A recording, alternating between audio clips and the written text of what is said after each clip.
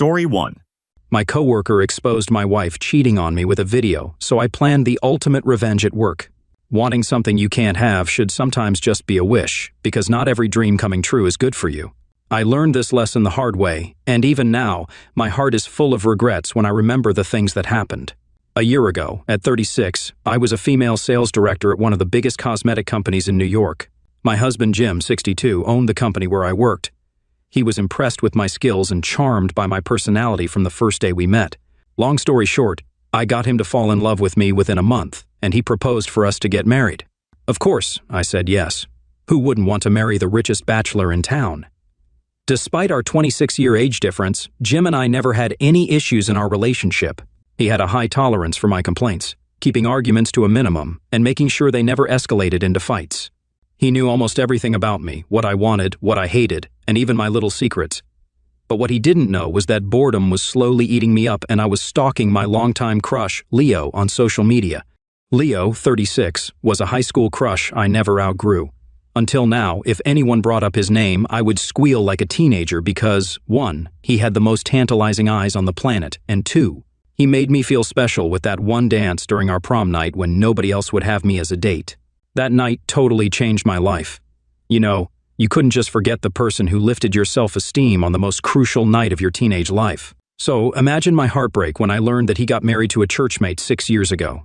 I thought I was way prettier than that person, and I bet everyone was asking, why her? That must have been the reason I said yes to Jim right away when he proposed. A year later, when he asked me to marry him, I believed I didn't have a chance anymore to be with Leo, or so I thought.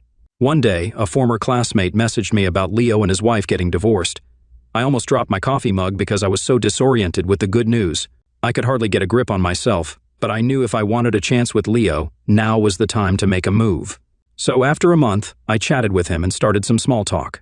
Soon I offered to do anything for him as he was trying to move on with his life. Of course, I couldn't show him how thrilled I was to be reconnected with him, but I felt like I could give up everything at that point in my life just to be with him, and that included my marriage. Stupid, right? But let's be honest, any girl would do the same if they were me.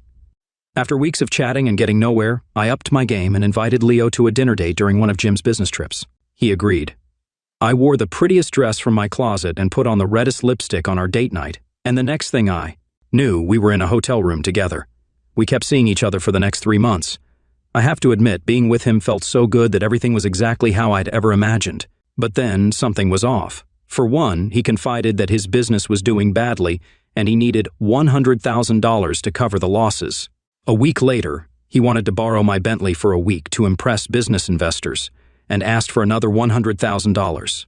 This time, he said he needed it for his mother's intestinal operation. I kept giving in to Leo's requests, but deep down I knew he was just after my money. Little did I know, Jim was already on my trail. Yes, my husband knew everything from the start. He knew what I was doing on social media day in and day out. He knew I was stalking Leo every day. He even knew which dress I wore on my first day with Leo. He was very much aware that Leo had been my crush since high school, but he never asked me about it. In all the business trips he had in the past, they were mostly setups to see if I would be hooking up with anyone while he was away.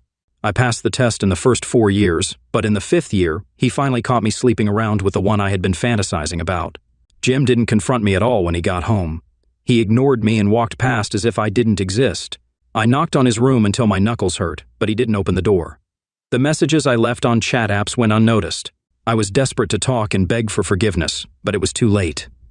The next day at my office, my staff gathered, watching a video of me kissing Leo. Worried more clips might follow, I grabbed the remote and turned off the monitor. On the same day, I received a termination letter without severance pay, citing unauthorized fund withdrawal. The bank manager called to say my accounts were closed, and when I got home that evening, my belongings were outside the gate. Seriously, I was thrown out of my own home after giving him a good time in bed for 5 years. Was I such a bad wife that he couldn't treat me with civility? Did he expect me to believe he never hooked up with other women while away? Now, a year later, I have no money, no family, and nowhere to go.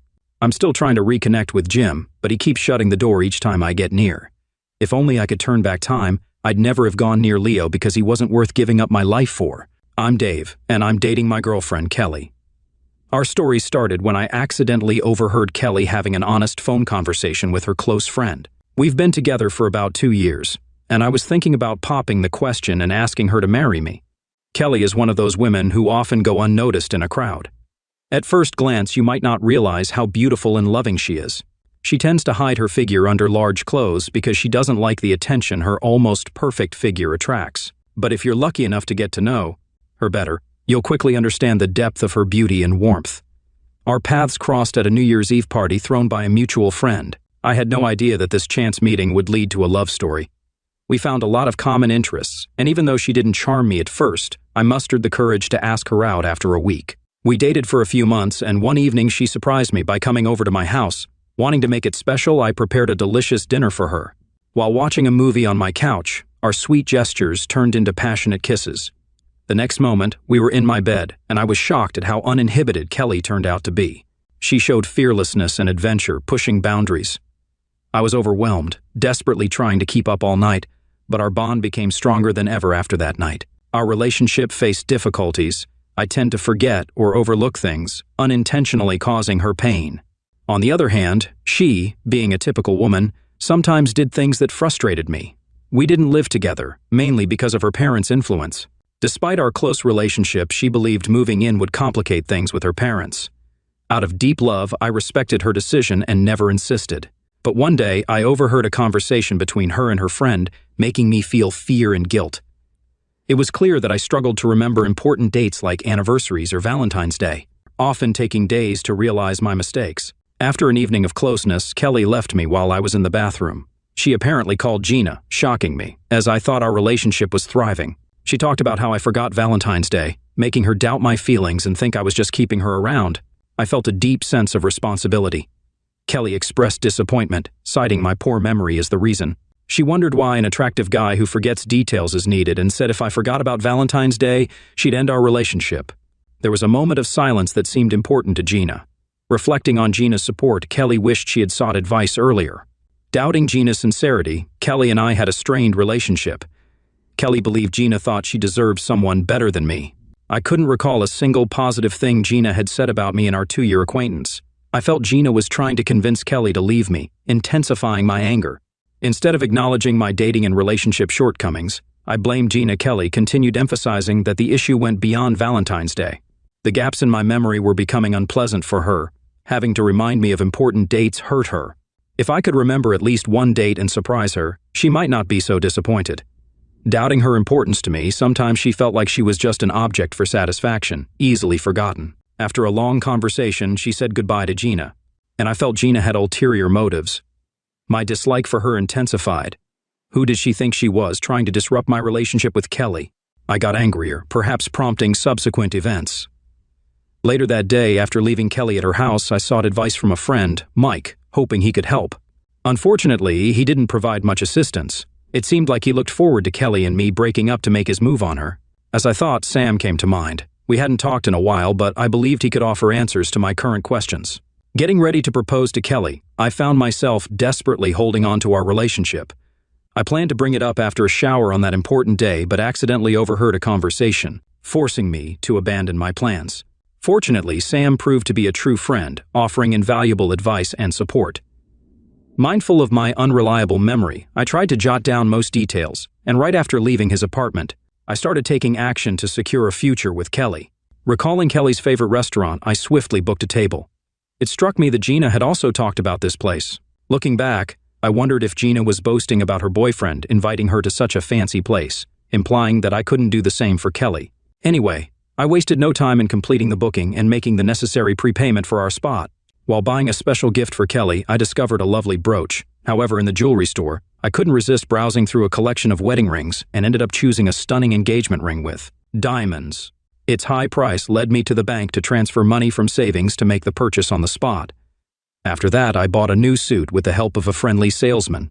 Recognizing my lack of fashion sense, I relied on the seller, who assisted me in making the right choice, creating a stylish image. Exiting the fitting room, I was surprised by the whispers of several women complimenting me. Despite their kind words, I couldn't shake a feeling of discomfort. To overcome it, I got another new suit and went to the barbershop for a new hairstyle. This decision was challenging for me, as I typically preferred a low-maintenance appearance. Sam strongly supported it, believing it was necessary. Later that evening, Kelly couldn't resist complimenting my hairstyle, clearly appreciating the transformation. Kelly complimented my new hairstyle and inquired about the reason behind the change. I explained casually that I thought she would like it and mentioned being tired of my old hairstyle. Kelly appeared intrigued by the sudden change, leading her to question the significance of being tired of the old look. The unexpected nature of Kelly's questions caught me off guard. Today, I couldn't help but wonder if she and Gina had spent too much time together. Sensing a certain tension, despite usually feeling confident around Kelly, I found myself nervous and chose to hold my tongue. It felt as if I were asking someone out for the first time, especially since I was inviting her to a special Valentine's Day dinner. I noticed my nerves heightening as I felt the weight of expectations and pressure during this conversation. Kelly then inquired about my well-being and questioned if I was inviting her to a romantic dinner. I confirmed and asked what was so unusual about us going out together, highlighting that it was the first time I had asked her out on this particular day. I expressed my love for her and clarified that I just wanted to show her I had some plans, but I supposed I could cancel them. When I asked Kelly about her plans for Valentine's Day, she mentioned nothing special, just going to a party with Gina. However, since I invited her, she agreed to go with me. Curious about Gina and the party, I asked Kelly if there was something she wanted to tell me, expressing my concern about what might be going on between us. Kelly then addressed my recent concerns, asking what had been bothering me lately. She reminded me of her long history of dating Gina and mentioned that, assuming I wasn't going to ask her out on Friday, she had made plans with Gina. She advised me not to take it too seriously, but I sensed a tinge of upset in her tone. I had to admit that I might have seemed jealous, which was the truth. I was also afraid of losing the person I love most in the world. That evening, Kelly decided to come home early, and I couldn't shake the feeling that she was going to end our relationship. Despite her usual closeness, she seemed distant. Reflecting on the week, I realized we hadn't spent much time together. On Friday morning, everything seemed to go wrong. I got a call from the restaurant at work informing me that my order had been canceled. Some rich man had booked the entire restaurant, demanding the cancellation of all other orders. Despite my heated arguments, my efforts were in vain. The waiter remained adamant about canceling the order and returning the money. Panicking, I desperately searched for alternative booking options, but all seats were occupied. Feeling despair, I reluctantly accepted the idea of a cozy, romantic dinner at home. However, my hopes were dashed when an unexpected second phone call brought terrible news. There was a fire in my house. The apartment directly under mine had turned to ashes, and my belongings, including cherished clothes and personal items, were soaked and destroyed beyond recognition. I had to look for a new place to live. As I leaned back in my chair at my desk, a wave of emptiness came over me. In a matter of minutes, my whole life was destroyed. It was impossible to salvage this day. A sudden realization struck me that the ring I planned to propose with was lying on the dresser in my now ruined apartment. I immediately left work and headed home, or rather to what was left of it. The once cozy room had turned into a large, dark abyss. My things and clothes were not only ruined, but also turned into ashes. Looking at the spot where my chest of drawers once stood, a huge hole opened up, leading to the basement. Sitting on the curb and burying my head in my hands, I couldn't help but think about what other troubles awaited me. I didn't know yet that there was no limit to how much worse it could get. Suddenly, I noticed Kelly driving by in my so-called friend's Jeep. She quickly looked away, seeing my distressed state on the roadside. I had lost her, and it seemed my supposed friend had taken advantage. Later, I sifted through the trash, and to my surprise, I found the ring still safely hidden in the box. Despite this small victory, I pondered its significance in my current situation. I stopped by my parents' house in the suburbs, freshened up, and pulled myself together. I still had some clothes there, a bit outdated, but still suitable. Annoyed by my parents' constant chatter, I decided to head into the city and ended up at Sam's. Upon seeing me, Sam and his wife warmly welcomed me, expressing concern for my well-being. I shared the day's events with Sam, and we had dinner together. During the meal, the phone suddenly rang, and Sam handed it to me, noting that it was Gina, and emphasizing its importance. Answering the call, I felt a flood of emotions, anger, disappointment, and deep resentment overwhelmed me. I accused Kelly bitterly, expressing my belief that she called to gloat and questioning if she was happy now. The thought that my true love might be with someone else made me feel like my world was falling apart. I even insinuated that she might be behind the destruction of my house. In response, Gina seemed surprised and denied any gloating, expressing confusion about my change in behavior. She reassured me that Kelly still loved me regardless of my thoughts and conveyed sympathy for my recent misfortune. Gina explained that she had just learned about the fire at my house and had tried to call me during the day. I couldn't fathom how she had only found out recently.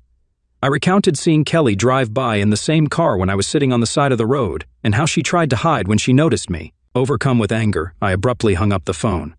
Despite Sam and his wife's attempts to stop me, I thanked them and left, heading for heavy drinking. Sam understood the gravity of the situation I was in. I went to a familiar place, the VC I used to visit before Kelly entered my life. The irony of its initials now associated with it struck me as a reminder of an unforgettable event. Sitting at the bar, I started drinking heavily. Despite the bartender's reluctance, he continued to serve me more than he should have. By this time, I was heavily intoxicated and barely restrained. Kelly and Gina walked in, Kelly with red eyes from crying and Gina looking furious. However, their presence no longer mattered to me. I sat, indifferent to everything, savoring the last glass. The bartender avoided my place, sensing my disappointment.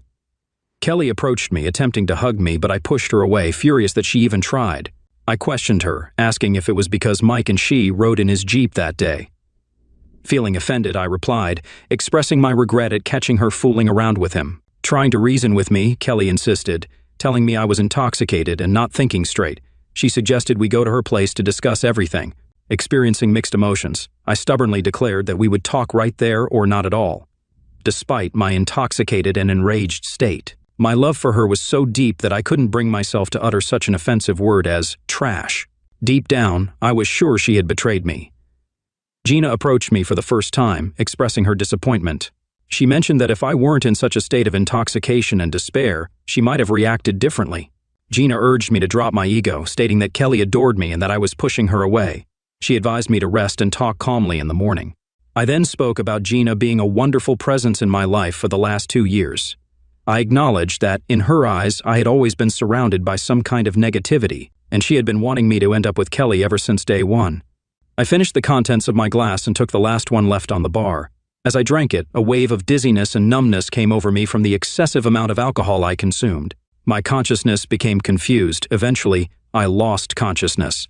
The bartender and the girls helped carry me to Kelly's car. When I woke up the next morning, I was greeted by a throbbing headache. Slowly, I got out of bed and headed to the bathroom. After a while, I was able to get up and move around. To my surprise, my clothes were washed and neatly folded on a chair in the corner of the room. When I got dressed, I realized that my pockets were empty. When I went into the kitchen to have a drink, I saw that Gina and Kelly were sitting there and seemed to be waiting for me. Gina, being her usual clever self, remarked that I wasn't in a good mood. Surprised by her unexpected response, I had anticipated her celebrating a triumph over me. Kelly remained silent, her eyes fixed on the table. Irritated, I faced them, expressing my hope that they were happy now and mentioning that Kelly hadn't slept the previous night. In response to Gina's question about whether I was okay with it, I firmly conveyed that I was far from okay. I explained the trouble they caused the night before, describing the awful sight of my apartment on fire and expressing my frustration about finding refuge in a sketchy bar. Gina revealed that Kelly had contacted my parents, located Sam, and found out where I might be. They had checked several places, and at the last one, my state was shocking. Frustrated, I questioned the motive behind bringing me there, accusing Kelly of possibly gloating and walking all over me. I assumed my parents had asked her to look after me.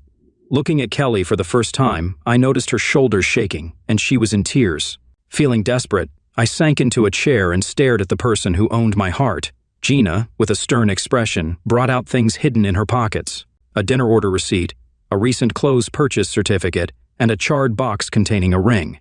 Annoyed, she mentioned finding them before washing my clothes and urged me to explain the meaning of these objects to Kelly. Embarrassed, I looked at the receipts in the box, turning red. Kelly had stopped crying and was now looking at me. Before embarrassing myself further, I sought answers from Kelly, questioning why she went with Mike and why she tried to hide her face. She dismissively replied that I couldn't understand. Summoning my resolve, I challenged her to try me and insisted on knowing what was going on. Kelly explained that Mike came to pick her up after hearing about the fire, taking her to check if anything was salvageable.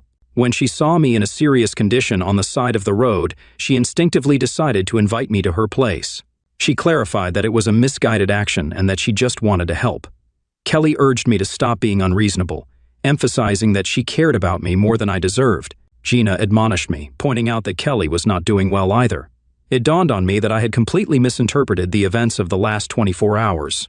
I realized that Gina had never tried to ruin my relationship with Kelly, and I acknowledged her support for both of us. I recognized the unfairness and insult in my baseless accusations. Gina encouraged us to focus on the love and connection that united us all instead of negativity and suspicion. It is important to trust each other and communicate openly. I understand that you may feel protective of Kelly, but please understand that my intentions have always been sincere and respectful. I genuinely care about Kelly, and I want her to be happy. I hope that you will be able to see this and put aside any doubts or hostility that you may have towards me, Gina said. I tried to reconcile the two of us. Kelly had been thinking about ending her relationship with me and continuing her relationship with Mike. He constantly remembered important dates and details that I often forgot. Just let me explain. Kelly truly loves you, but it seems to her that you don't reciprocate her feelings. She got the impression that you were on the verge of breaking up with her. I did not agree with her point of view and expressed my thoughts. If you weren't so inattentive to important dates and other issues, both of you would probably be much happier now. It's incredibly difficult for me to protect you, especially when you're acting stupid like yesterday, Gina continued. I couldn't help but feel like a complete idiot at that moment, a feeling that still haunted me. It suddenly dawned on me that Gina had been on my side all this time. Reflecting on my failures of the previous day, I let the negativity cloud my judgment, assuming the worst in any situation. As I sat there, I was overcome by a deep sense of stupidity. Holding the receipt in my hands, I confirmed that our dinner reservation at Del Rio's restaurant had been canceled because a rich man had booked the whole place. I had hoped to invite Kelly to dinner there last night, wanting to make the evening unforgettable for her. Despite Gina's dismissal of Del Rio's, I explained that it was the best place in the city. I mentioned that I remembered it was Valentine's Day and had even booked a table, but it was canceled. However, I emphasized to Kelly that this was the main thing for me. I shared with them the effort I went through to buy my new suit, noting Gina's shocked expression at the idea of me shopping for clothes. I acknowledged that I had always been a simple man in blue jeans and a t-shirt. Both Gina and Kelly were stunned, and I couldn't help but enjoy their reactions, though I wished it had happened under more favorable circumstances. When I held the ring, memories flooded back, inspiring me to kneel in front of Kelly. Taking her hands and admitting my recent unease, I confessed that I might not be the most impressive ladies' man, and that I struggled with important dates. But one thing was certain, I deeply loved Kelly. Placing the box in her hands and intertwining our fingers, I gathered the courage and popped the question, asking her to marry me. Gina was stunned by the unexpected question, and tears streamed down Kelly's face. The room filled with silence as I looked at Gina briefly, and then returned my gaze to Kelly, unsure of what to say. With a gentle gesture, Kelly leaned over to me and carefully opened the box in front of her, revealing a ring of brilliant radiance, not inferior to her beauty. Trembling hands carefully removed the ring from the soft case, and with extreme precision, she put it on the fourth finger of her left hand. The ring fit flawlessly, as if it was meant to be. I was stunned by the statement of the jeweler, as he assured me that in order for the ring to fit her, it would need to be resized. But my surprise quickly turned into joy when Kelly wrapped her arms around me and pulled me to her. She expressed her acceptance, saying that she would marry me, and her hot tears touched my cheek. Embracing her tightly, I observed Gina, who was also crying. We hugged Kelly and shared passionate kisses. Kelly's eyes were open and filled with a searching look that I couldn't quite understand. Suddenly, Gina pulled Kelly away from me and embraced her tightly, pouring out her heart in her arms. Both were crying and gazing at the ring, tears streaming down their faces. I briefly sat up from my seat, but immediately sat back down, watching them whirl around the room, their voices filled with delight and surprise. Remaining in my place, I suddenly heard the phone ring. The answering machine went off, and a familiar voice filled the room. Mike was on the line expressing his concerns about me not being right for Kelly, especially after what happened yesterday. He suggested inviting her to dinner to talk. Before Kelly or I could react, Gina quickly picked up the phone and interjected, informing Mike that Kelly wasn't interested in him or any other guy. She asserted that Kelly had found someone special and told him to leave. Angered, Gina abruptly ended the conversation and burst out laughing. Kelly joined in, and eventually I found myself laughing too. Gina's unexpected anger toward Mike surprised me, but it became clear that she had some sympathy for me, or at least tolerated my presence. Later in the evening, as we lay together in Kelly's bed, she rested her head on my chest. The soft light illuminated the engagement ring she was looking at, creating a gentle atmosphere. Even in the dim lighting, the ring continued to shine. Straining my eyes, I noticed a single tear glistening in her eye. Concerned, I cautiously asked Kelly what was bothering her. After a moment of hesitation, she quietly replied that nothing was bothering her at all. In fact, everything seemed incredibly right and perfect. With irresistible tenderness, she uttered the three important words, "I love you, Dave." Soon, we were eagerly preparing for a modest wedding.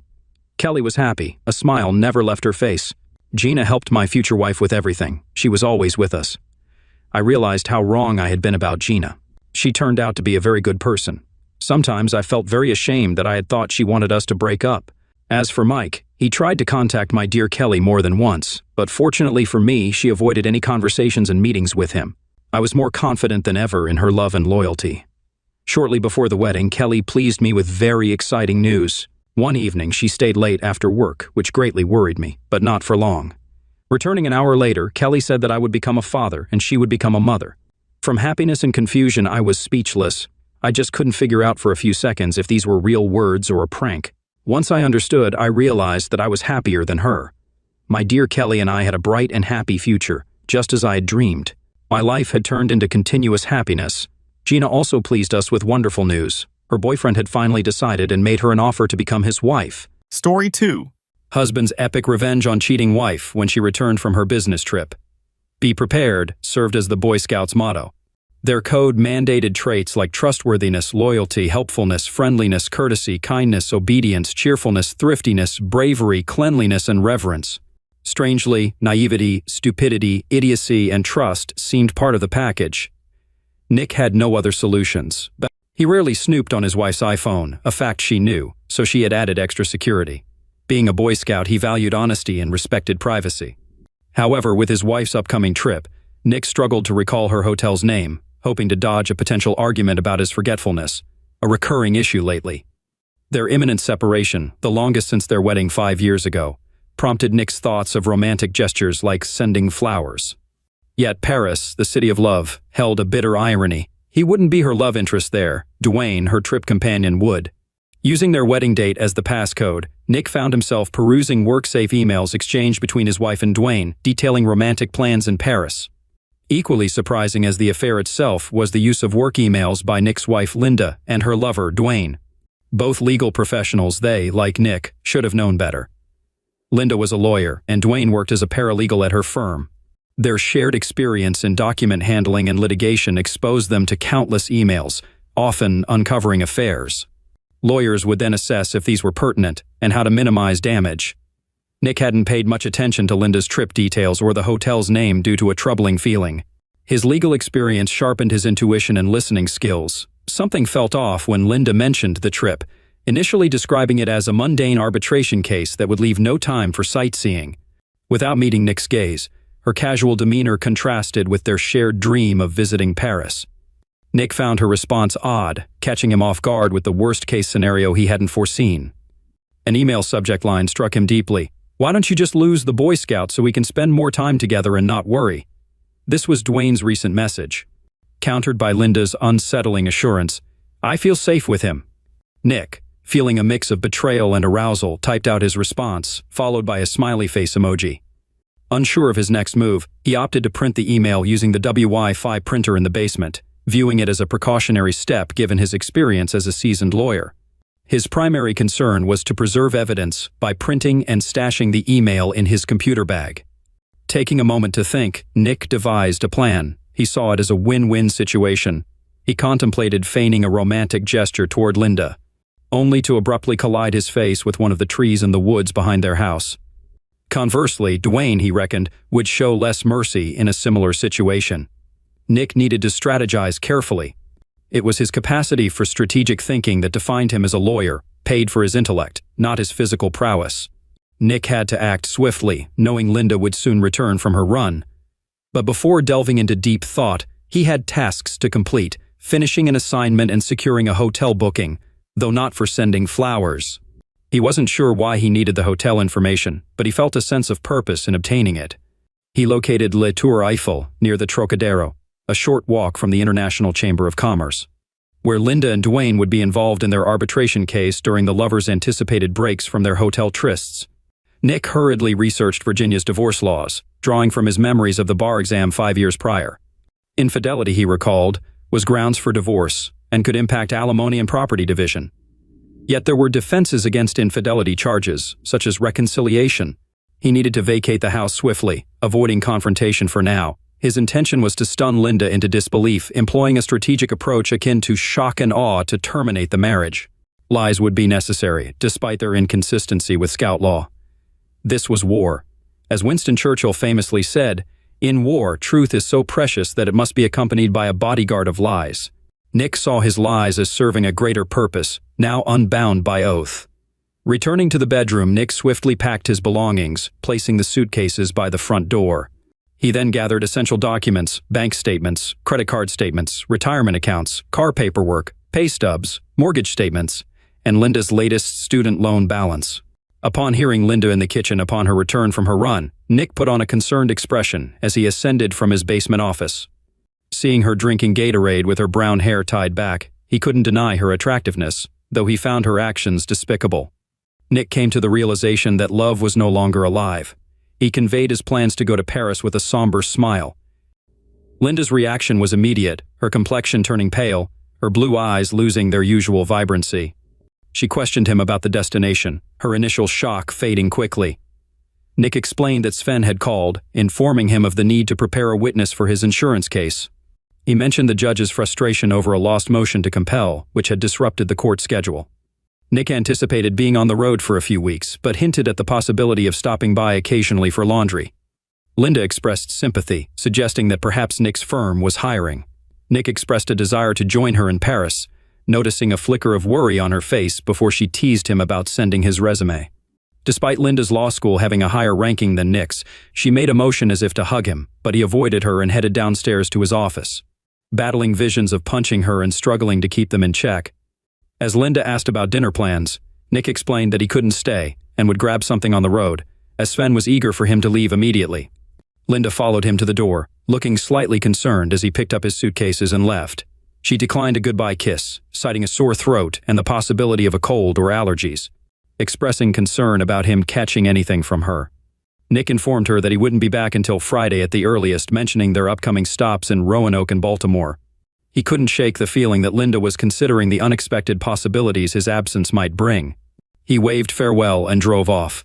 He hoped she'd assume he was preoccupied with work and irritated about being called in on a Saturday. His acting skills were limited to that extent, but he suspected she was already planning to reach out to Dwayne. Nick drove until he reached the nearest shopping center with a coffee shop. Like many lawyers, he found clarity through pen and paper. As he sipped his coffee, he began listing cases. It struck him that he had never considered reconciliation, not even as an option. Retribution was the only path forward. The question was to what extent. His thoughts were abruptly interrupted by the sound of a ringing phone originating from an unfamiliar number. With impatience, he answered, only to be greeted by Sam Granger on the other end. Granger swiftly introduced himself as someone in the business of purchasing old houses to replace them with McMansions, acknowledging the general disapproval of his work but emphasizing the allure of receiving a substantial check. Nick found himself taken aback by the notion of tearing down their cozy home. However, he soon regained his composure as Granger proposed buying their house for demolition. Citing the uncertainty of new construction timelines and offering a potentially lucrative deal if Nick and his wife were willing to sell. Nick couldn't help but smirk at the prospect, recalling how Linda had chosen the house shortly before their wedding. It was a ranch nestled in a serene setting, complete with a charming yard overlooking woods and a creek, with the added appeal of a treehouse visible from the bedroom window, a symbol of their envisioned family life.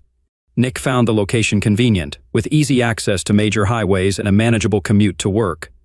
Informing Granger of his busy schedule in the coming days, Nick arranged to meet on Sunday morning.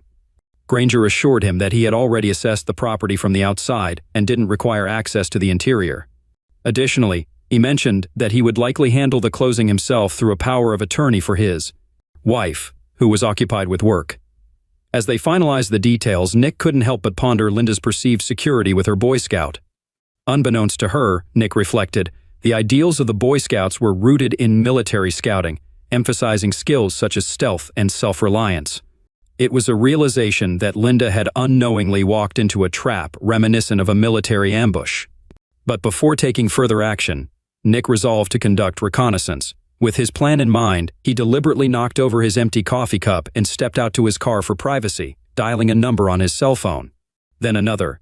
He waited for a response, eventually connecting with Frank Barry, a former private investigator Nick had collaborated with during his time as a corporate lawyer. Frank had often assisted with pro bono legal cases, a reflection of Nick's commitment to public service.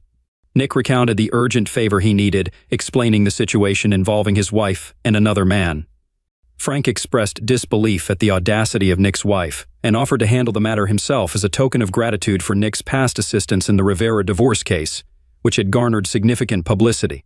Nick thanked Frank and proceeded to provide details about the house in the backyard, mentioning its direct access to the bedroom where his wife practiced martial arts with the curtains open.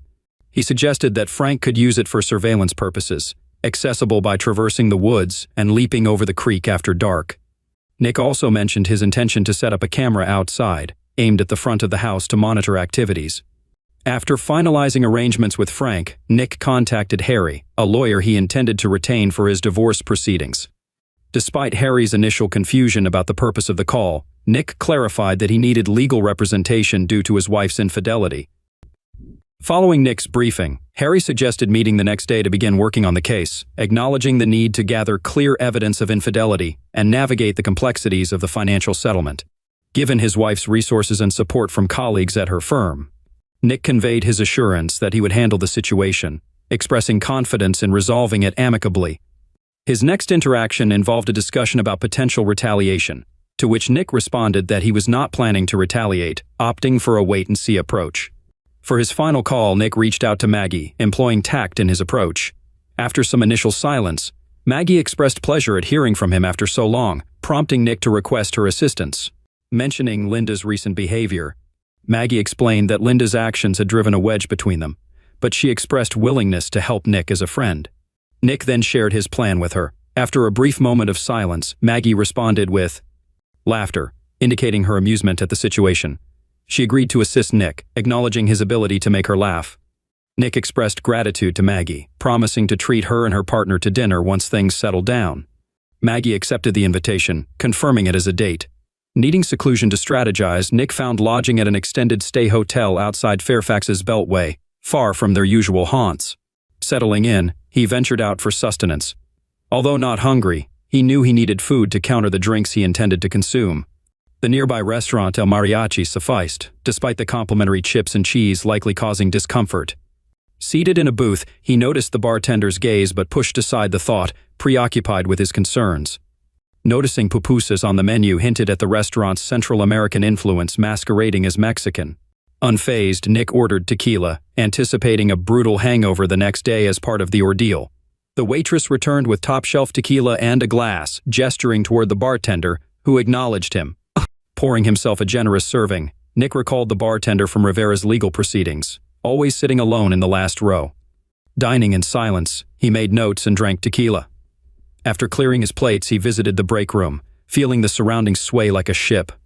Returning to the booth, he found the bartender occupying the opposite bench, awaiting him. The bartender greeted Nick warmly, expressing gratitude for Nick's assistance in helping his cousin escape an abusive marriage. Despite Nick's attempt to downplay his involvement, the bartender continued, mentioning that his cousin's abusive husband had been severely injured in jail, potentially facing permanent damage. Nick was taken aback by the news, feeling a chill run down his spine as the bartender relayed the information with a slight smile. Nick replied that he hadn't been aware of the extent of the husband's injuries, to which the bartender nonchalantly remarked that it was yesterday's news. Curious about Nick's presence alone on a Saturday night, the bartender inquired about his wife's whereabouts, noting Nick's marital status with a knowing smile. Nick realized that the bartender must have witnessed an unexpected encounter between him and Linda at a hearing, followed by a kiss. Admitting to some marital issues, including Linda's potential infidelity, Nick saw no reason to conceal the truth.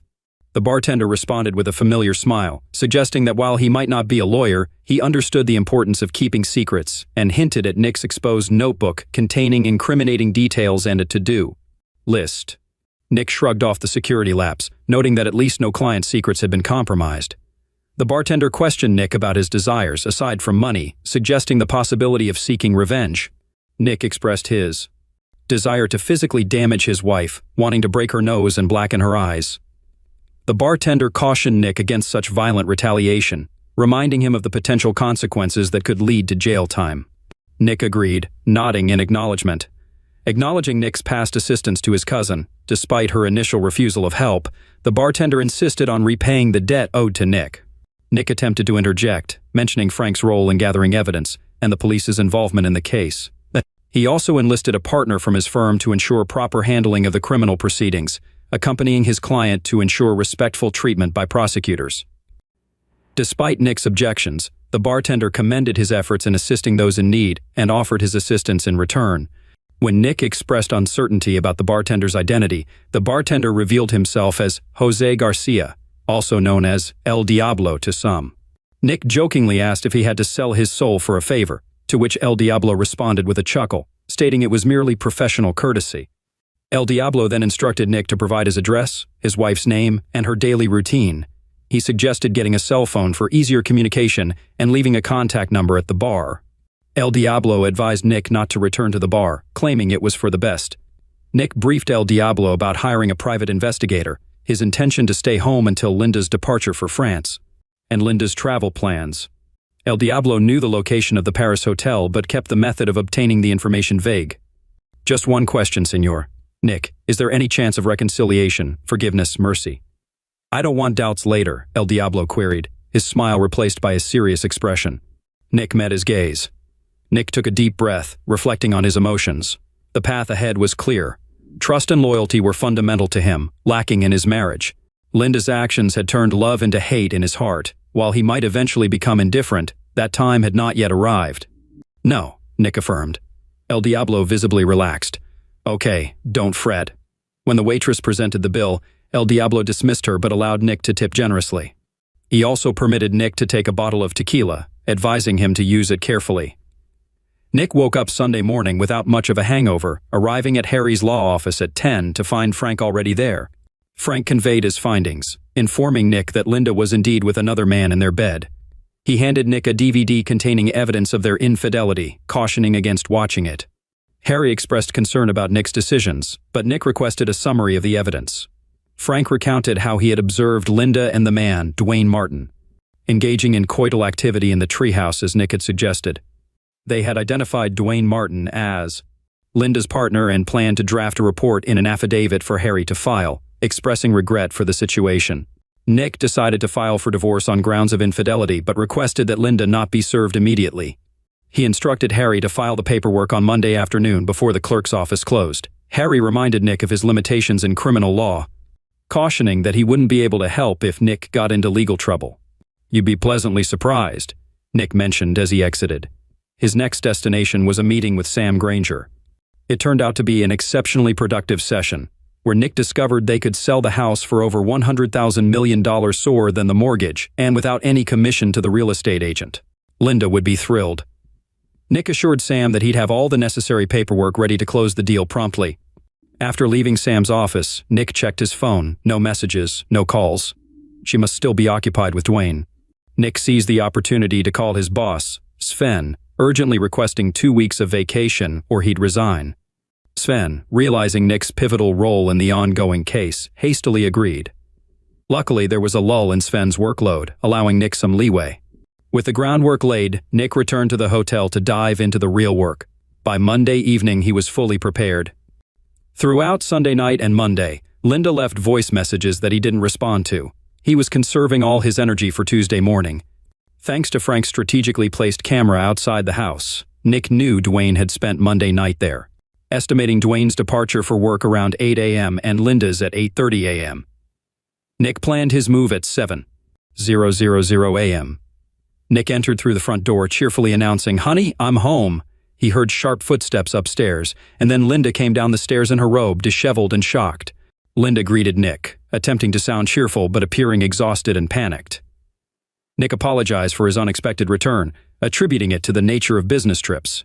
He ignored the wine glasses in the living room and headed straight to the dining room, where he began arranging papers on the table. Meanwhile, Linda, fearing Nick's discovery of Dwayne upstairs, hesitated before answering a knock at the door. Nick asked her to handle it as he continued with his task. To Linda's surprise, it was Maggie who entered and greeted them. Linda observed as Maggie joined them at the dining table and opened her briefcase. Nick explained that he had arranged for financial and medical preparations for Linda's upcoming overseas trip due to his busy schedule. He also mentioned securing a refinancing offer for their mortgage and apologized for the short notice. Linda relaxed upon realizing that Maggie was a notary, commenting on Nick's preparedness. Linda joked about him being her Boy Scout, though her cautious demeanor remained. Nick handed her a pen, pointing out where to sign on the documents and encouraging her to take her time reading them. Expressing her trust in Nick, Linda swiftly signed all the documents before her. Nick hoped her trust was genuine as he handed each paper to Maggie for notarization. Prompting Linda to retrieve her driver's license, Maggie photographed it and recorded the information in her notary journal, while Nick and Maggie exchanged glances, trying to suppress their amusement. Linda offered coffee, but both Nick and Maggie declined. As Maggie documented the notarized papers and Nick sorted them into folders, Linda glanced up, anticipating Nick's next move and planning hers once Maggie left. Discreetly stowing her tools, she smiled at Nick when Linda wasn't looking. Nick gave Linda a reprieve, citing a need for a teleconference and retreating to his basement office. Linda's shoulders relaxed, for now she'd have time to usher Dwayne out and erase any trace of his presence before Nick emerged from his sanctuary. Nick descended to maintain the illusion that Linda was still deceiving him. He feigned ignorance to Dwayne's footsteps and the garage door opening as Dwayne's car departed. But upon hearing the shower running in the master bath, Nick gathered his belongings, exited through the basement door, and drove away without a word to his unsuspecting wife. 2 hours later, after a hearty breakfast at the diner, Nick found himself in Harry's office. Harry looked shocked. Nick affirmed to Harry that his wife had signed the necessary forms, consenting to the divorce petition and waiving service of court notices. He confirmed that the forms were properly notarized. Nick also stated that his wife had agreed to a property division agreement, granting him all proceeds from the house sale, her cars, and jewelry, leaving him full discretion over her belongings, with both parties retaining their respective retirement accounts without any alimony from him. When questioned about his wife's financial situation, Nick responded that she earned more than him anyway. Harry reviewed the documents, noting that Nick's wife agreed to exit the marriage with minimal assets and significant debt. Nick confirmed the accuracy of the information, attributing it to his wife's generosity. Harry briefly scrutinized Nick before returning his attention to the papers on his desk. Nick further confirmed that his wife had signed an affidavit admitting to infidelity, acknowledging her lover's presence in the marital bedroom at the time of signing, and affirming the authenticity of email correspondence discussing their affair.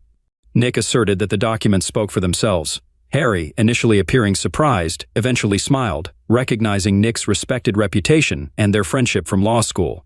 He decided to proceed with filing the documents, admitting that everything appeared legitimate to him and expressing disbelief at Nick's actions. Nick expressed immense embarrassment to the judge, acknowledging that he had been consumed by his client's breach of trust. He mentioned that if anyone deserved disbarment, it would be himself. The judge then discussed with Nick whether the notary could confirm Linda's signature on the documents and if Linda scrutinized them.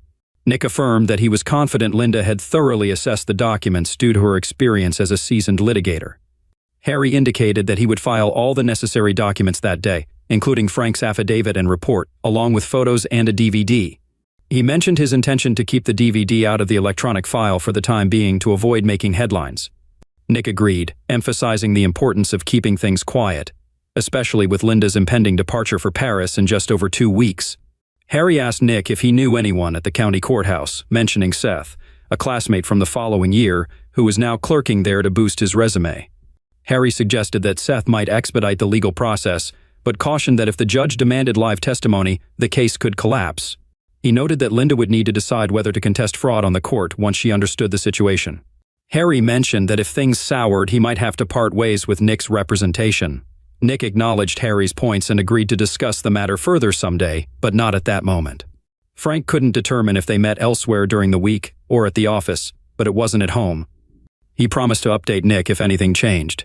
Nick made some discreet moves while Linda was away, returning to the house to collect necessary financial documents and signing a contract to sell the house to Sam Granger, with the sale scheduled for Linda's first week in France.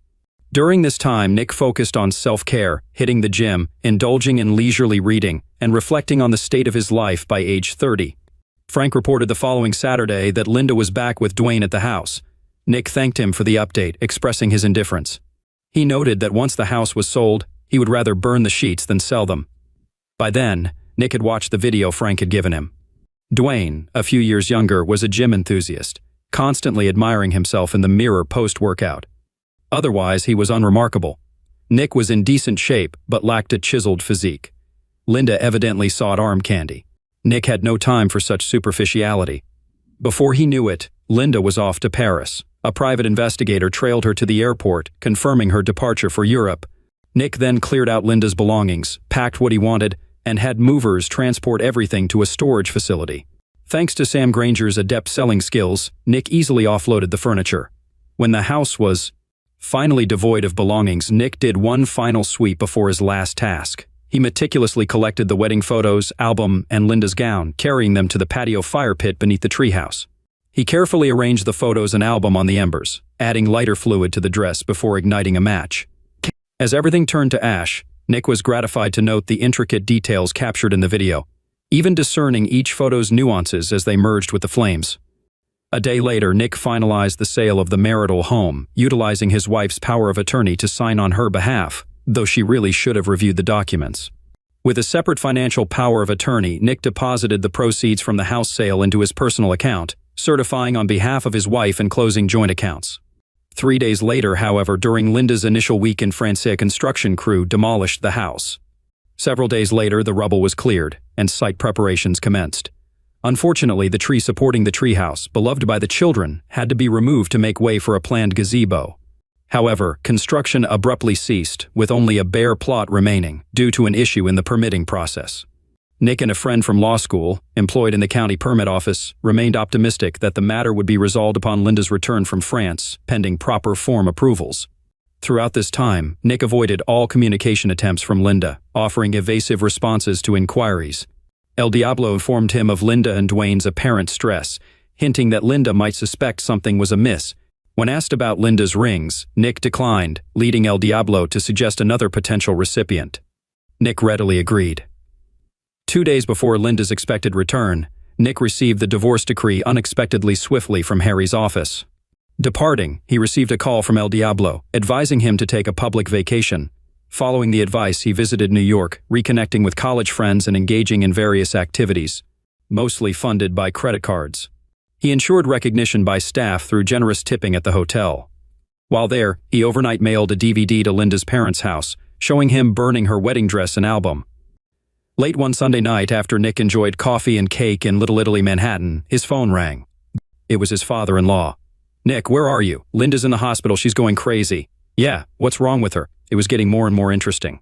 "She returned from a business trip on Friday, but she and a colleague were apparently kidnapped at the airport. They were under medication and were only able to get out this morning. The coworker was smacked nearly to death, and Linda." Here, her father's voice trembled. Once upon a time, Nick might have sympathized. What happened to Linda? When she woke up, she discovered she was covered head to toe in tattoos with horrible inscriptions, like that she was a strumpet and a loose woman.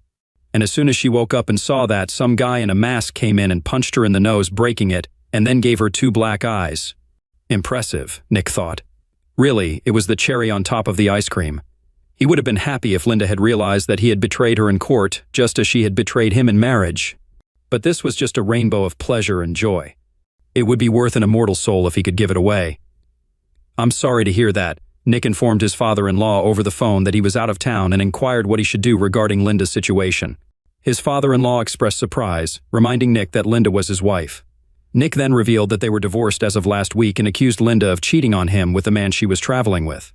Despite sensing his own cruelty, Nick offered to send his father-in-law a copy of the video as evidence. There was silence on the other end of the line, and Nick speculated if his father-in-law was in shock. Eventually, his father-in-law declared that they were done with Linda, indicating that Nick would have to take care of her. After a moment of shouting, his father-in-law hung up, leaving Nick to ponder their strained relationship. It occurred to Nick at that moment that the stress of city life had been too much lately. He sent Sven an email saying that Sven and the firm could go to hell respectfully. After all, a quick internet search revealed that there was an REI store in Soho, and Nick got himself some new hiking and camping gear. Linda had never liked camping, so this was a chance to reconnect with her scouting past. The hotel was very accommodating and agreed to leave his luggage for a while for a reasonable fee, and Nick was on his way to the Adirondack Mountains to commune with nature until things calmed down. Luckily, he had his passport with him in case he had time to travel to Canada, and it turned out he did have time. For most of the next 8 weeks, he turned his phone off. At first, he thought some crazy woman had stolen his ex-wife's phone because there were dozens, if not hundreds, of messages that seemed to include frantic screaming and crying. He only listened to 1 or 2 and deleted the rest. Lots of crazy emails too. Her account must have been hacked. How could he have taken the time to read all this? He hoped that whoever this crazy woman was, she would get the help she so desperately needed. 8 weeks later, Nick met Frank for a drink. Harry was there too. Harry informed Nick that he had terminated their relationship with their attorney after serving Nick with the divorce decree, notifying him by registered mail. Nick admitted that he hadn't checked his mail yet. Harry characterized the situation as a significant problem, while Frank likened it to a widespread disaster. Harry then requested Frank to begin discussing the matter on Monday morning. Mrs. Buford, accompanied by her parents, went to the old homestead. They hadn't removed the outside camera in time. Upon seeing the vacant lot, she had a complete breakdown, falling to her knees, sobbing and curling into a fetal position. Her tantrum escalated with kicking and screaming, similar to a child in a late-night mall. When the equipment crew arrived, she lost her temper again. The third outburst occurred when construction workers noticed the tattoos on her face, resulting in laughter. The quality of the work was such that the text was very visible on camera, including phrases like strumpet and I love face, despite her raccoon eyes and duct-taped broken nose. Harry explained that in the afternoon, Linda and a couple of lawyers from prominent firms entered his office without an appointment. After making them wait for 15 minutes, he made sure his Glock was loaded in his desk, taking advantage of Virginia laws. When the wait was over, they started berating him with talk of emergency motions, bar complaints, and contempt proceedings. He couldn't help but notice the ink all over his face, clearly written in red and blue for visibility. Once he managed to shift his focus, Harry inquired about the problem and which statement in any of the documents was false. They all stopped and looked at each other. Then he asked if there was an argument about Nick's ex committing infidelity, to which they all answered yes. Then he turned on the videotape he had prepared while they were waiting, and there was Linda, clearly engaging in acts of intimacy in the marital bed with someone other than her husband. It was clear they hadn't familiarized themselves with all the case files yet, as everyone just looked at each other in confusion. Harry recounted that Linda began yelling that Nick didn't give her a chance to explain, to which he responded by saying that Nick didn't care about the reason as long as it got done. Eventually, she came to her senses and started telling him that she never agreed to let Nick sell the house and that he burned her wedding dress, pictures, and album, claiming they were her personal property. Harry showed her copies of powers of attorney, one specifically for the sale of the house and the property settlement agreement, which gave Nick discretion to dispose of her personal belongings and told her she was lucky she still had her clothes. He then asked if she denied that her signature was on the documents, to which she replied that she did not but claimed she never agreed to anything written in them. Harry then questioned if her entire defense was that she never read what she signed and asked her to imagine how she would be cross-examined if she challenged anything in court. At that point, she fell silent. He also pointed to an affidavit she had signed, admitting her lover was upstairs at the moment she was signing, and asked if that was true. This caused her to lose consciousness. Despite his attempts to revive her, he eventually called emergency services. She refused to go to the hospital with them, but started yelling about tattoos and her boyfriend getting tournamented. Harry assured her that Nick had nothing to do with it, as far as he knew, and that he was out of town anyway. Harry mentioned that Dwayne might have angered someone else's husband by sleeping with her or another woman who thought Linda was attacking Dwayne. He informed Nick that he had told them they could discuss any criminal case they wanted to pursue with the Fairfax Police Department and expressed regret for missing the altercation. Harry noted that things were improving and explained that they were still discussing filing a motion for reconsideration when he received an anonymous email with links to videotapes of Linda and Dwayne in Nick's bed, engaging in acts of intimacy in front of the Eiffel Tower. The email threatened to send the tapes to everyone Linda knew, claiming Nick was unaware and unable to prevent it. They asserted to be friends Nick had assisted, offering protection but also threatening to expose the tapes unless Linda backed off. Nick claimed he was unaware of this. Harry mentioned that after that revelation, the individuals left without further contact and nothing occurred at the courthouse. Harry then recounted Frank's encounter with the police, stating that detectives approached them seeking copies of the tape and the report, but then lost interest. Neither Linda nor Dwayne could recall what had happened, only that they took a cab from the airport and Dwayne ended up hospitalized. Linda woke up in a seedy hotel, got assaulted, and ended up in the hospital. The room expenses were charged to her credit card, including room service and minibar charges. Nick mentioned that New York police and his friends had been contacted, all of whom confirmed his busy schedule in the city. Harry added that Nick's ex was reportedly undergoing laser tattoo removal in her parents' basement, which was expensive due to the extensive coverage. Nick commented on this, earning a glance from Harry and stifled laughter from Frank. Harry then brought up the condition of the individual referred to as the meat eater, stating that he was badly injured and would require extensive therapy due to multiple concussions. Finding another paralegal job might prove challenging for him, as their firm had also let them go. Harry explained that their relationship had soured during the trip, affecting the arbitration negatively. Mistakes were made, exhibits weren't ready, and witness notes were lost, leaving the client displeased. Sacrifices were made to retain future work. Frank suggested that someday Nick would have to enlighten them about something, to which Nick responded jokingly, saying he was a Boy Scout. Frank continued, mentioning that Maggie had waited in the car and expressing a bit of envy regarding Nick's situation. They agreed to discuss further over dinner, with Nick offering to treat them for aiding his liberation. As Nick drove away, Maggie informed him that she didn't have a boyfriend, surprising him. Nick then suggested heading home, with a stop at the post office first. When asked why, Nick explained that he was checking on a friend's safety, producing a card from the glove compartment bearing a Boy Scout emblem. Story 3.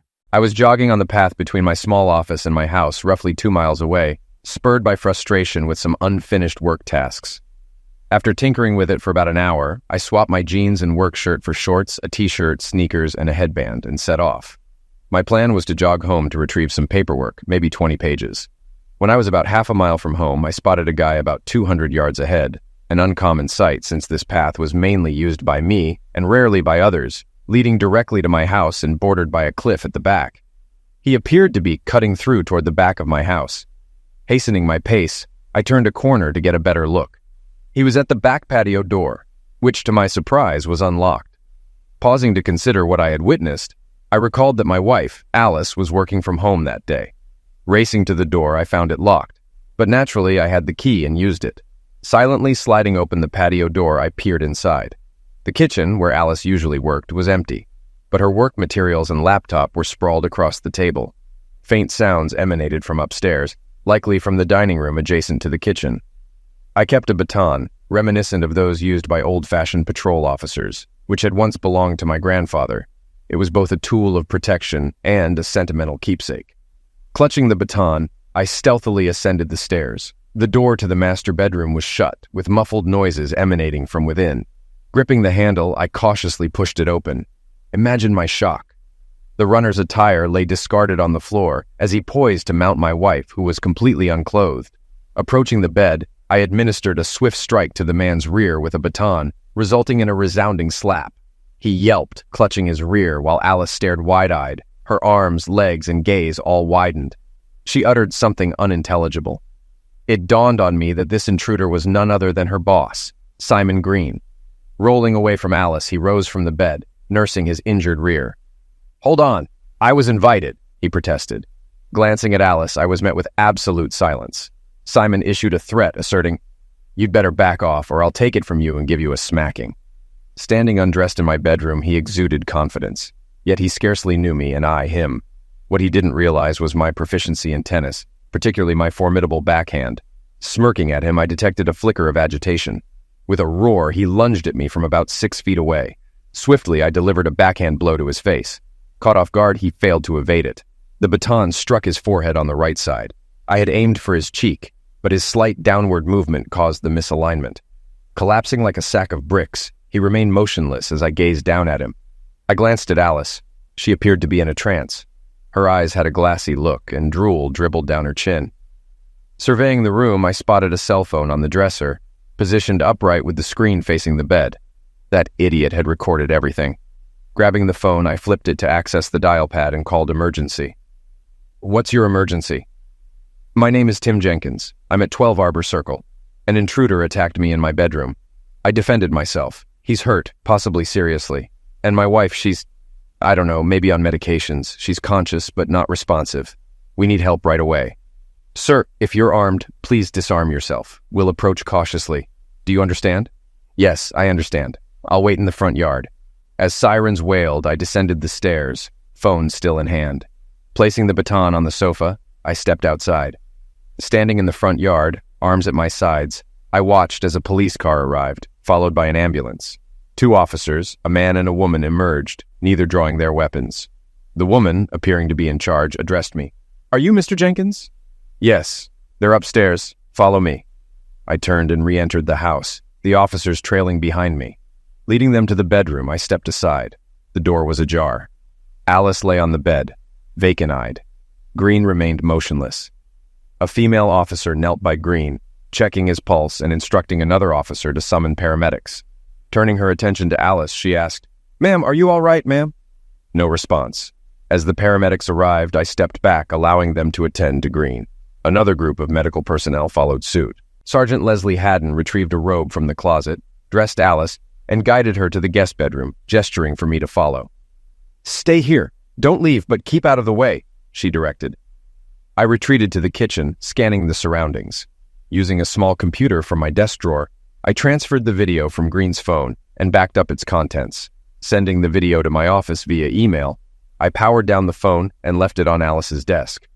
From the kitchen entrance, I observed as the paramedics transported Green out the front door, loaded him into the ambulance, and sped away. An unfamiliar policewoman guided Alice to the living room, keeping her apart from me. Alice walked with her head down, clad in a robe and sneakers.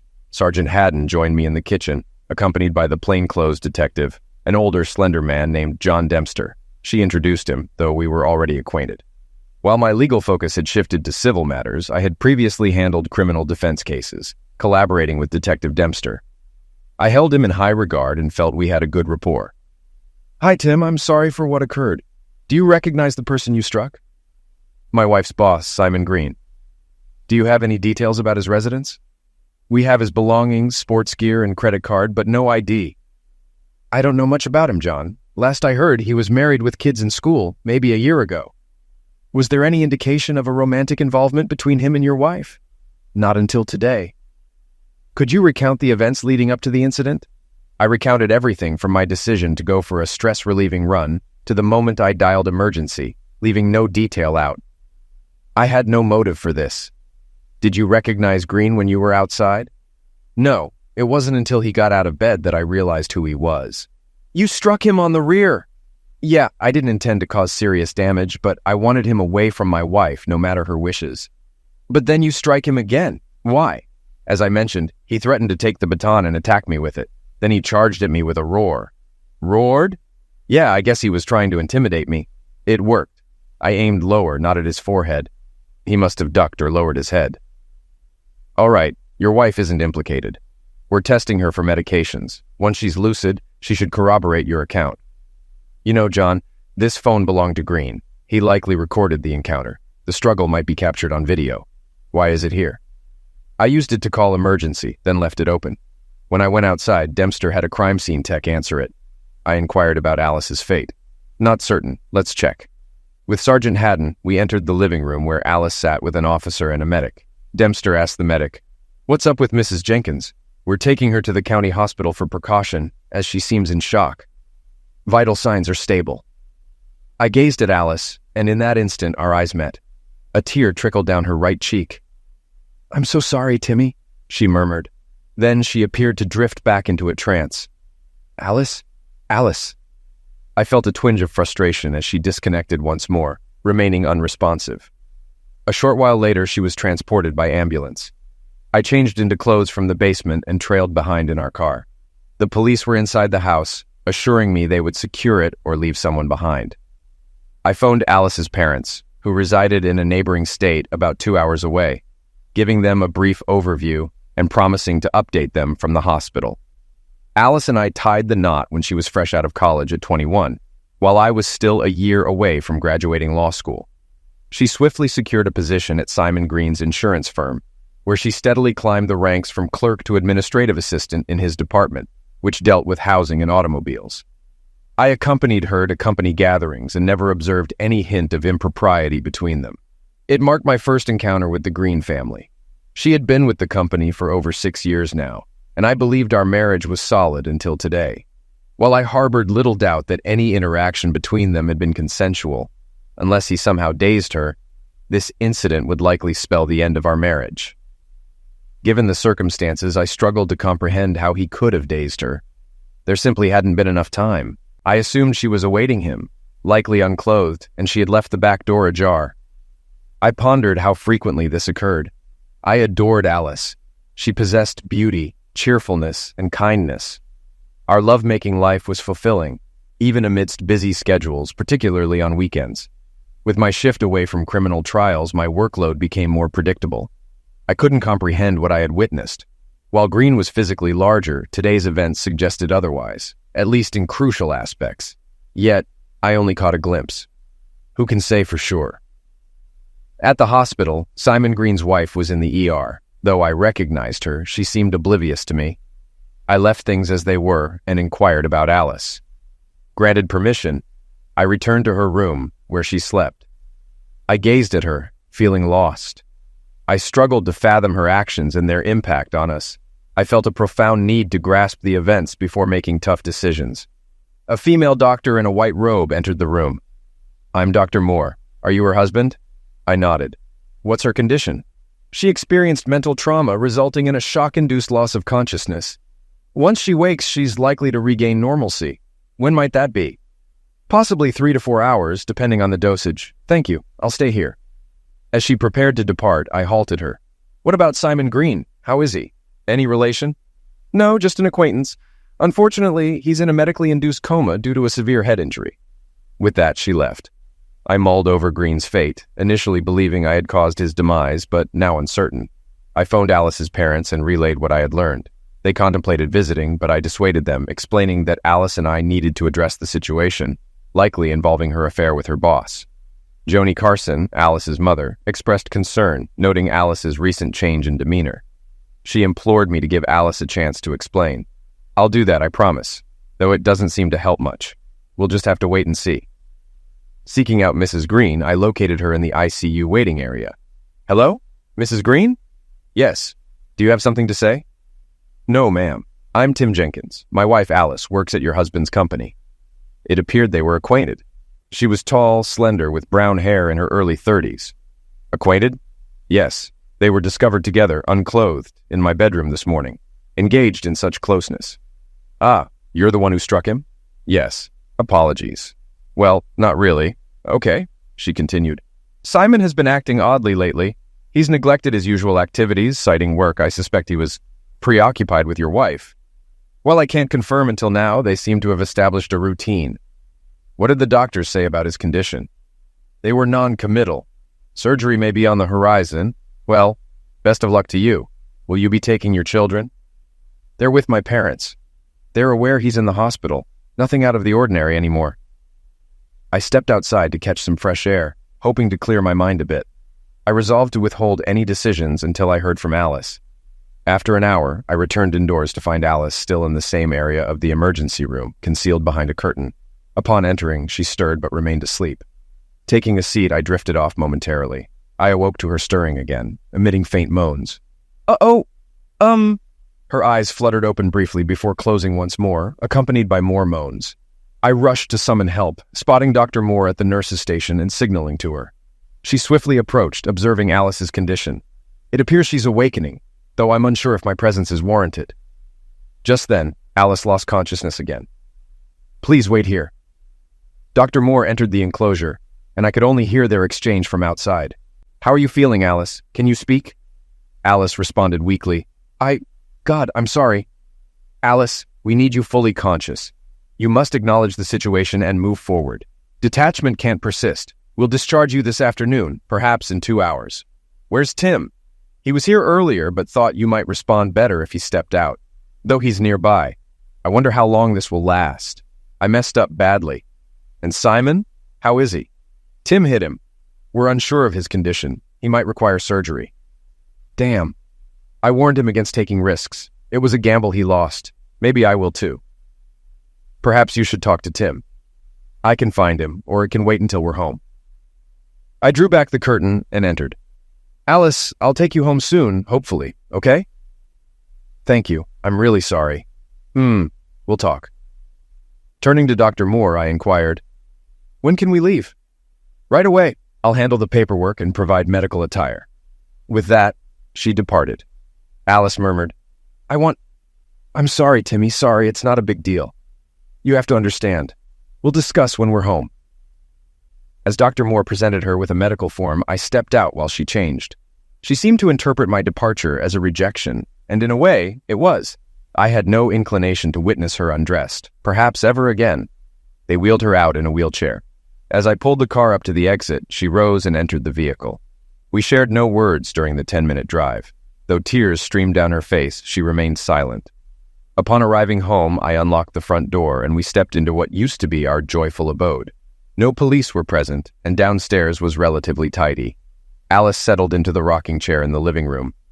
"I'll quickly check upstairs. Be right back." I ascended the stairs to find chaos.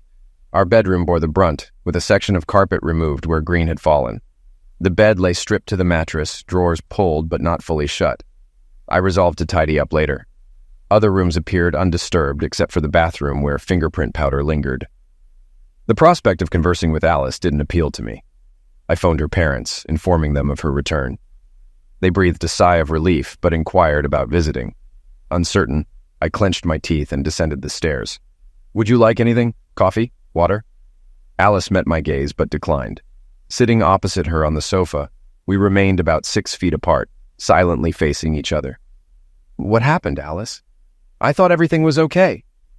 "It's complicated, Timmy. I've been working for Simon all these years.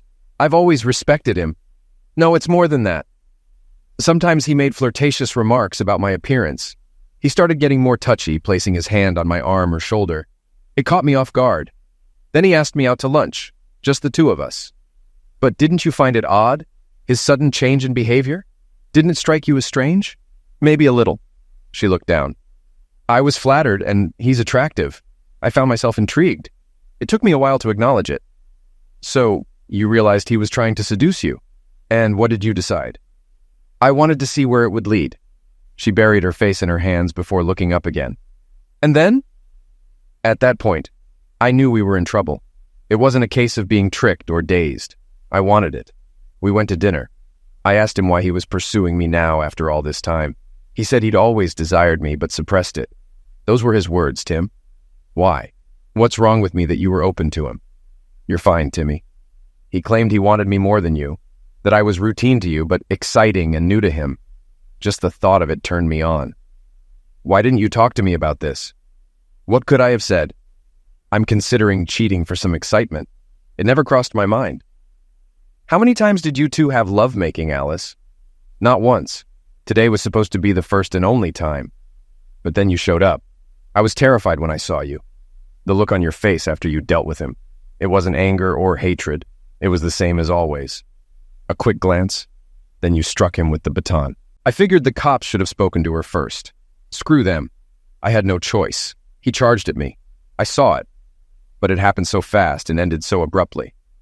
Alice, I don't buy that this was the first time I caught him sneaking in through the back door. It wasn't locked, and it didn't take me long to get inside and upstairs. But there you both were, undressed. He was inches away from having lovemaking with you. You wanted it too, so I think this isn't your first rodeo." "No, Tim. Simon and I kissed in his car 2 days ago. We flirted, but I stopped him from going further. I suggested he could come over after you left for work. It all seems so improbable. Think about it. If you saw what I saw, what would you believe?" You have to trust me, or maybe not. I just don't know how to make you believe me. And now, I'll never be able to trust what you say." "What should I do, Tim? I love you. I don't like Simon. He made me want him. How? He's forceful. He says what he wants. He wanted me. And apparently, you wanted him too, Alice. I need time to process all this. If I acted on my feelings now, we'd be headed for divorce. I can't erase what I saw." "Okay, but please remember I love you. I'm so sorry you're hurting." She said it through tears. I turned and left, heading upstairs to our home office. I began examining the contents of Green's phone. Alice's phone had received numerous calls for the past 2 months, all in the evenings. No need to call during work hours. There were also texts discussing lunch. They seemed to dine together about twice a week for 5 weeks.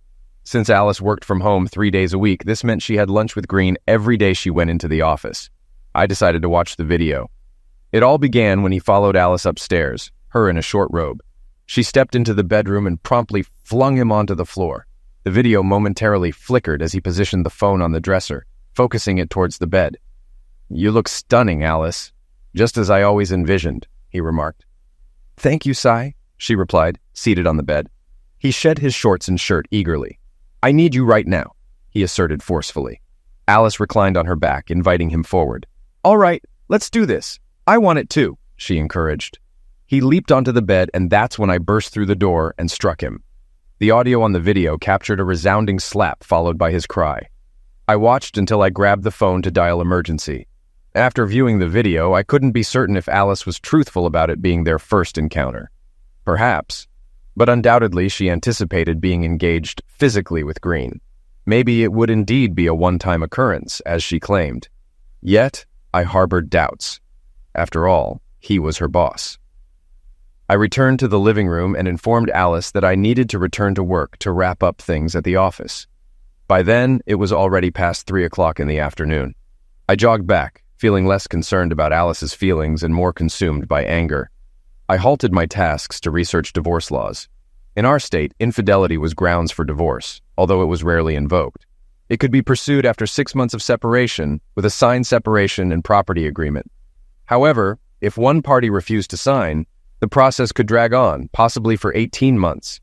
Tim wasn't certain about divorcing Alice, but he was definite about seeking separation. He drafted an agreement outlining their separation terms. They would live apart, manage their finances separately, with each responsible for their own expenses. They agreed to refrain from any carnal relations between them, and notably pledged not to engage in carnal activity with others. Violation of this clause would grant the other party the freedom to proceed with divorce swiftly. He printed 3 copies and walked home. Alice was cooking dinner, a simple meal of spaghetti with meat sauce and salad. She wore a tracksuit, no makeup, and looked at him shyly, barefoot. "It smells great," he remarked. "Thanks. Need any help?" she offered. "I've got it covered. But if you want carrots in the salad, they're in the fridge." Tim chopped some carrots and added them to the bowl. They ate quietly, accompanied by red wine. Afterward, they washed the dishes together. "Let's talk in the living room," Tim suggested, noticing Alice's apprehension. They moved to the living room, where Alice spoke softly. "Tim, I want to reiterate how sorry I am. I'm trying to comprehend my mistakes. I've decided to seek professional help." "Everything's okay, but I believe we need to separate. I'll find an apartment nearby. You can stay here." "I don't feel comfortable staying here. Are you certain now?" "I feel so guilty. Do you want a divorce? Are we parting ways? This seems like a step in that direction." "However, I haven't made a final decision. I just felt the need for some space to think. That's why I drafted a separation agreement." I handed it to Alice, who read it through with tears streaming down her face. Silent tears. "I've already signed it," she said, looking up at me. "Can we wait a few days before finalizing this so I can arrange for my mom to come here?" "You? Well, I can wait a bit." "Let's agree on it. Why don't you take some time and let me know?" "Tim, I'm serious about what I said. I'm seeking counseling. Perhaps you could join if the therapist suggests it." "Maybe. I still love you, Alice, but I'm confused and incredibly angry. It feels like I'll never be the same." "Me too, but you did it. The person I thought you were, you're not. You got caught, but you're still the same person. You're just not who I thought you were, not the woman I loved." With that, she burst into tears, and I made no move to console her. "The woman I loved would never do this. You're not her. Maybe you're similar, maybe not. I feel like our entire life together has been a lie. The only question is, how much of a lie?" I headed upstairs, gathered my essentials from the master bedroom, enough to last the next day, and relocated to the guest room. The following day was a work day, and I barely slept. Rising early, I dressed and headed to work, stepping out around 9 a.m. to grab a McMuffin. Surprisingly, I managed to focus on work, sending out several emails and jotting down notes in the judge's office. Once engrossed, Alice slipped from my mind momentarily, perhaps indicating how I might need to navigate our separation. During lunch, I researched apartment rentals and scheduled a viewing for the following morning Friday at a place just 2 blocks from work. The day passed swiftly, serving as somewhat of an escape mechanism upon reflection. Around 5:30 p.m., I secured a 3-bedroom house on lease for 2 months. Though it had been our home for 4 years, it no longer felt like mine. Exiting the treadmill, I entered through the sliding back door, mirroring the previous day's routine. Alice was cooking fish stew, filling the kitchen with its inviting aroma. She was an excellent cook. I greeted her upon entering, and she looked at me. "I made fish stew," I announced. "It smells delicious."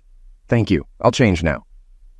As we dined on the stew, Alice mentioned, "My mother will arrive on Saturday. Have you found a place for yourself?" "I might check out the apartment tomorrow," I replied. "We could sign the papers tomorrow evening. I won't be here on Saturday anyway." "It doesn't have to be like this, Tim," she insisted. "I promise you it won't happen again," I said earnestly. "I promise." "Promises can easily be broken," she countered, her gaze steady, devoid of tears. "You're letting your hurt feelings cloud your judgment. What's the wise course here? Ignore your betrayal? It won't happen again. You could try, but don't brush it under the rug. Forgive." I expressed my apology. Whether forgiveness is possible remains uncertain to me. However, I am certain that I will never forget what occurred, particularly what I witnessed on the video. If you'd like, I can email you a copy. God, Tim, she began to sob. I didn't intend to be harsh. I only wanted you to understand what I saw. Perhaps one day you'll forgive me for intruding. With that, she rushed away, ascending the stairs. I tidied everything up and secured a studio apartment with a lovely view of the running track and a small park. Situated midway between my workplace and our former home, it lacked furnishings. I arranged for a double bed, sofas, and armchairs to be delivered, albeit the expenses were burdensome yet necessary. Contemplating Alice's future employment prospects, I realized I might need to increase financial support if her job situation changed.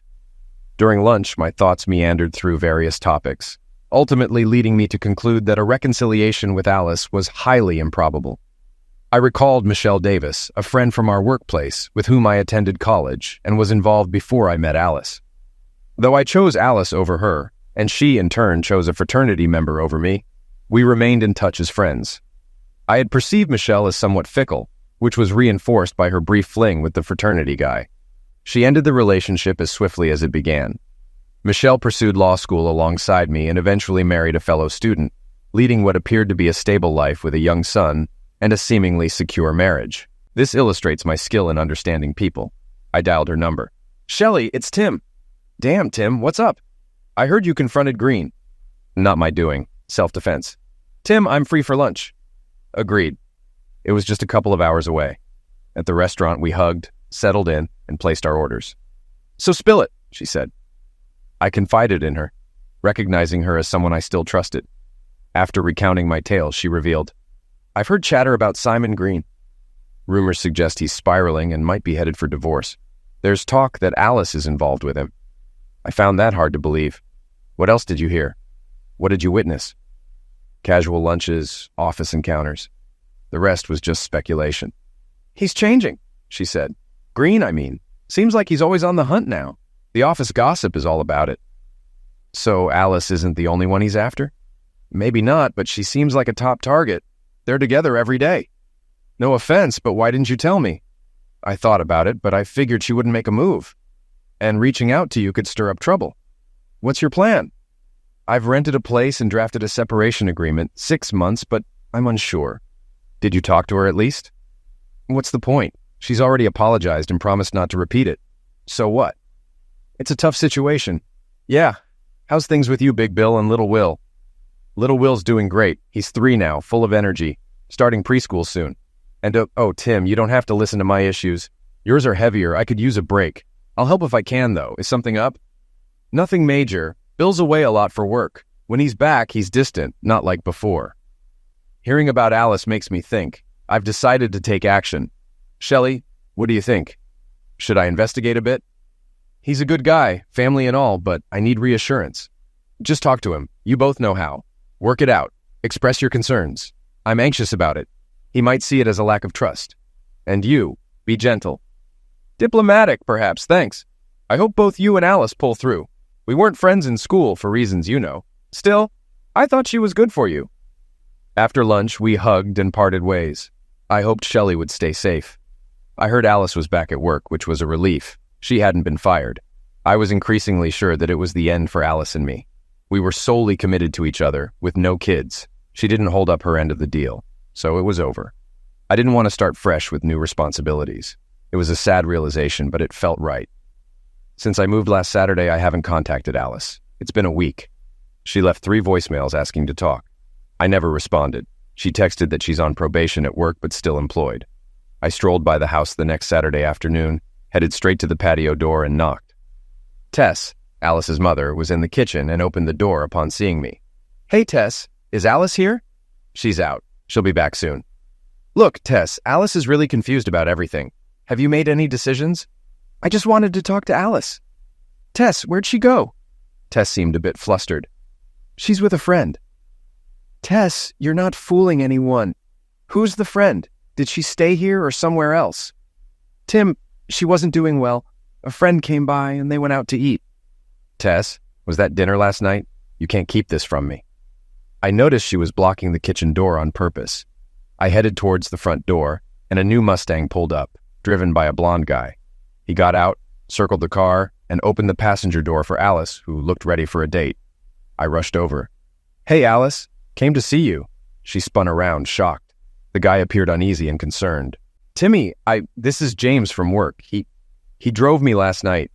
I remained composed, but there was an edge to my voice that seemed to unsettle them both. James started to retreat. "Look, man, I don't want any trouble. I was just trying to help." "Cut the act. You got what you wanted. Stick around and you'll get more than you bargained for."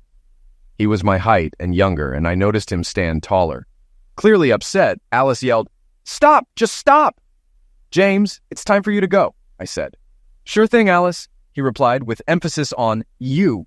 He chuckled, quickly got back in his car, and drove off. I looked at Alice. "You didn't even last a week without breaking the agreement about no lovemaking.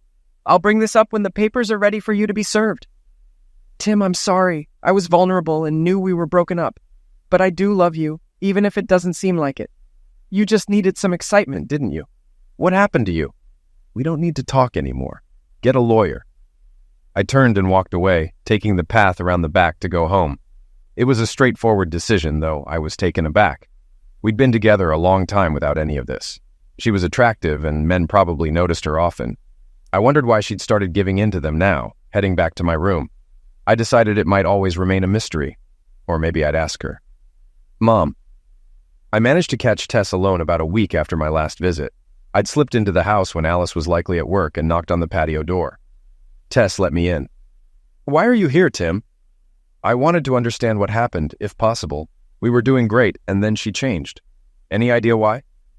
"Perhaps she struggled with self-esteem. Growing up, she wasn't seen as attractive by boys. Throughout high school, she was flat-chested and thin.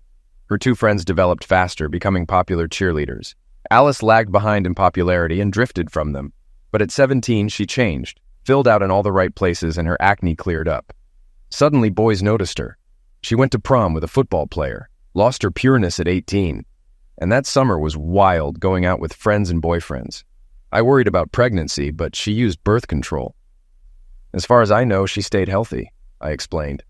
"However, in college when we met, she didn't seem overly eager carnally. She seemed normal, but was more experienced than me. She was clear about her likes and desires. Since we started dating, she's been faithful." Tess paused, then asked, "You were discussing having children?" "Yes, we planned to start a family, but that's over now." "Maybe she feared that getting pregnant would make her less appealing to men. I think she reached out to her boss because he was pursuing her and she needed reassurance. That's my best guess." "But what about the guy with the Mustang?" "Same reason. A young guy with a fancy car made her feel desired, but she already knew that she might not end up married or have children. For me, yes. Don't know. Maybe she was just craving excitement." "How long will you be around?" "Not too long. Take care, Tess." I departed. The divorce proceeded smoothly. Alice moved out of our rented place to another apartment across town, closer to her job. We lost touch. After the divorce hearing, as we were leaving the courthouse, Alice approached me. "Let's grab lunch, Tim," she said. "Actually, I'll treat. There's something I need to say." "All right." We chose Red Lobster. I had an appetizer, she had soup, and she looked at me after we ordered. "Tim, I messed up. I've seen a therapist. She thinks I was scared of having kids, but I'm not sure. Maybe I'm just not cut out for commitment. I was really attracted to Simon. Sorry, I might never understand myself." "What happened to him anyway? I never heard anything after that."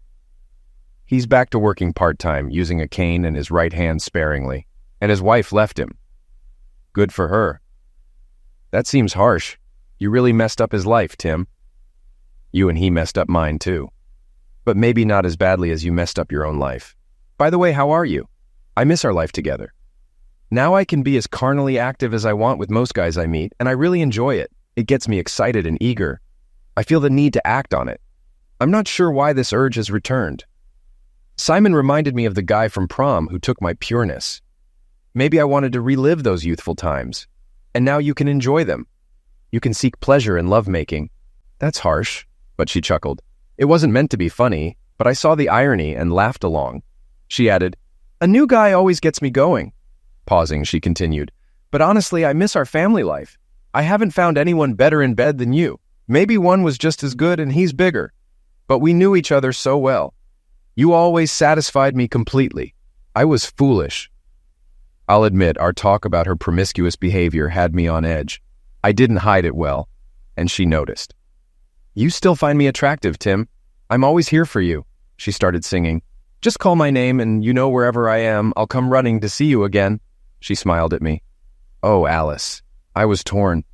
Alice was the most attractive woman to me, more than anyone else I'd ever known. Our waitress brought our food. Alice quickly put down $30. "We need to go now." I stood, and both Alice and Gwen, our waitress, glanced at my lap. Alice blushed, and waitress, whose name tag read Gwen, blushed too, briefly looking puzzled before breaking into a smile. "I see you two need some time alone," Gwen said, looking at me. "Come back later, big guy. I get off at 6. Alice grabbed my hand, shooting Gwen an annoyed look, and pulled me outside. Her apartment was a short walk away. We entered the building, took the elevator up, and as soon as the doors closed, Alice kissed me passionately. Pressing me against the wall, she ran her hands over me. "This is going to be amazing, Tim." "Okay." I was out of breath. The elevator door opened to reveal 2 women. As Alice and I stepped out, they looked shocked. We hurried past. One greeted, "Hey, Alice." Alice didn't respond. She ushered me into her apartment, and I nearly tripped over an end table. We quickly undressed. Stepping back, she scanned me, and I did the same. She licked her lips. I led her to the bedroom and laid her on the bed. "Take me now," she urged. She flipped me onto my back. "I told you I'd pin you down," she said. Our encounter was brief but intense. We both felt satisfied. Afterward, we lay together, catching our breath. Maybe I should have considered how strange it was to climax on the day of our divorce, but that's for later, Alice mused. She sat up, looking at me. "That was the best lovemaking we've ever had. The best I've ever had. I should have left you sooner." I felt aroused again. We had passionate, prolonged lovemaking. She reached climax multiple times, just like the best moments in our marriage. Then I reached my peak, which was as intense and satisfying as the first time. This time I rolled away from her. I thought staying would lead to more activity, potentially damaging my health. The divorce was finalized that morning, and Alice and I continued our activities until late at night. We had a light meal. I suggested returning to Red Lobster, but she declined, saying we had soup from the fridge. We didn't bother dressing to eat. After finishing her cake, she looked at me. "Should we talk or keep going?" Without hesitation, I stood, took her hand, and said, "Let's go." We repeated this several times, all of which were incredible. Some encounters were slow, some intense. We both knew each other's triggers. Sometimes it felt like a battle to see who could make the other give in. Neither of us won, but it was thrilling. The next morning, we were engaged physically again before she made breakfast. As we ate, I felt we needed to discuss our situation. "Alice, I hope we can maintain this," I said. "Timmy, I realize now that marrying was a mistake," she responded. "I tried to keep my promise to be faithful, but I've learned I can't. That doesn't mean I want you out of my life. I wasn't joking when I referenced the James Taylor song. But there will come a time, Alice, when I'll want to settle down and have kids. Maybe that's what led you to other men. So I enjoy being with you physically. You're the best, and you'll likely remain the best I've ever had. I believe we could continue this until one of us decides to stop," she concurred. Over the weekend, we stayed in bed, taking short breaks only to eat, shower, and use the bathroom. On Saturday afternoon, there was a knock at the door. Alice donned her robe and answered it. It was the woman from the elevator, Maisie. She was older, but looked good. "Alice, I haven't seen you in a while. I just wanted to make sure you're okay," Maisie said. "I'm doing quite well, Maisie," Alice responded. "Very well, actually." She smiled at me, and Maisie glanced over too. "I get it. Enjoy yourself. You're fortunate, Alice. I won't worry anymore. Thanks."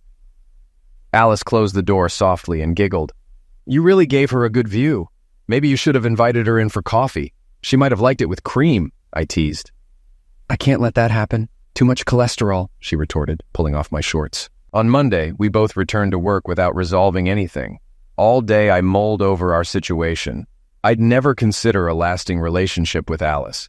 We couldn't form a real partnership. However, as long as our chemistry was strong, I was willing to continue. Until I found someone I wanted to marry and start a family with, I'd tread carefully. Alice had taught me a tough lesson. Still, I desired a family and kids. I was cautious, unlike Alice, who had multiple partners, including 3 others besides me. We weren't committed, and it didn't bother me. Actually, the idea of her being promiscuous was somewhat exciting. I made sure to get tested regularly for STDs, and all results were negative. By the way, I ran into Maisie after leaving Alice's one day. We had a brief encounter, I confessed. Maisie gave me a knowing look. Hey there, I remember you, and you certainly left an impression, Maisie remarked. I recall you too, Maisie. Alice mentioned you're divorced, I said. Yes, it's been a year and a half.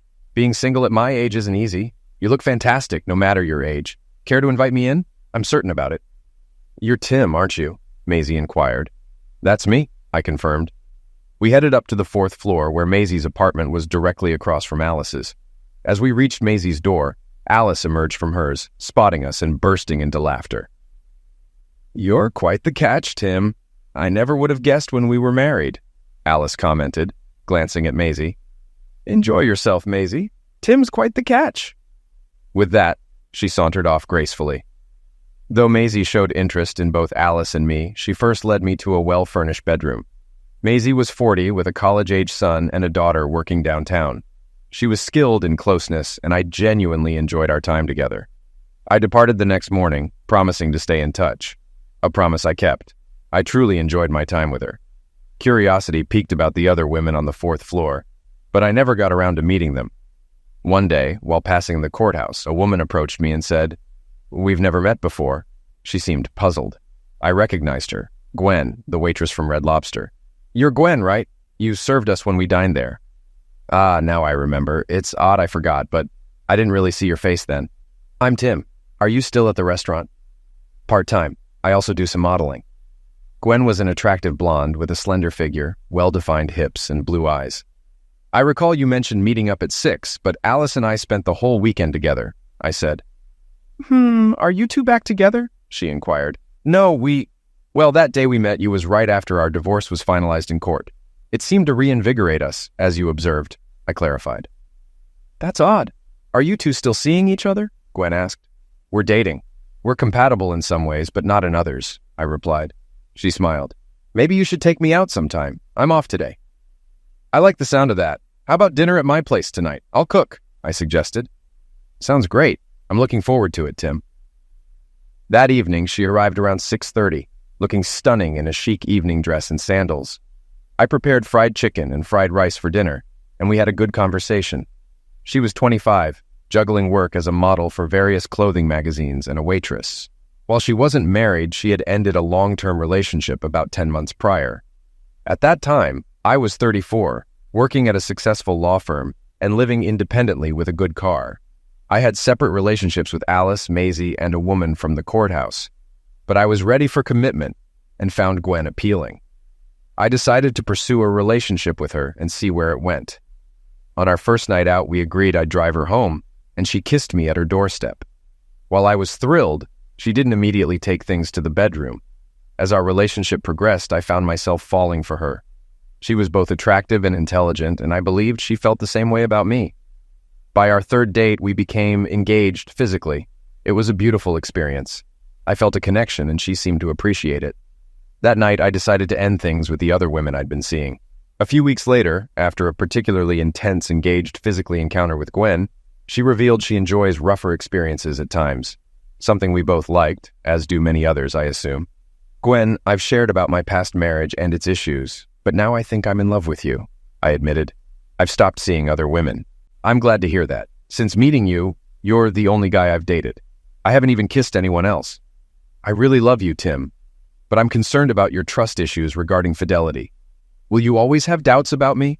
If I commit to being only with you, I'll stick to it, she asked.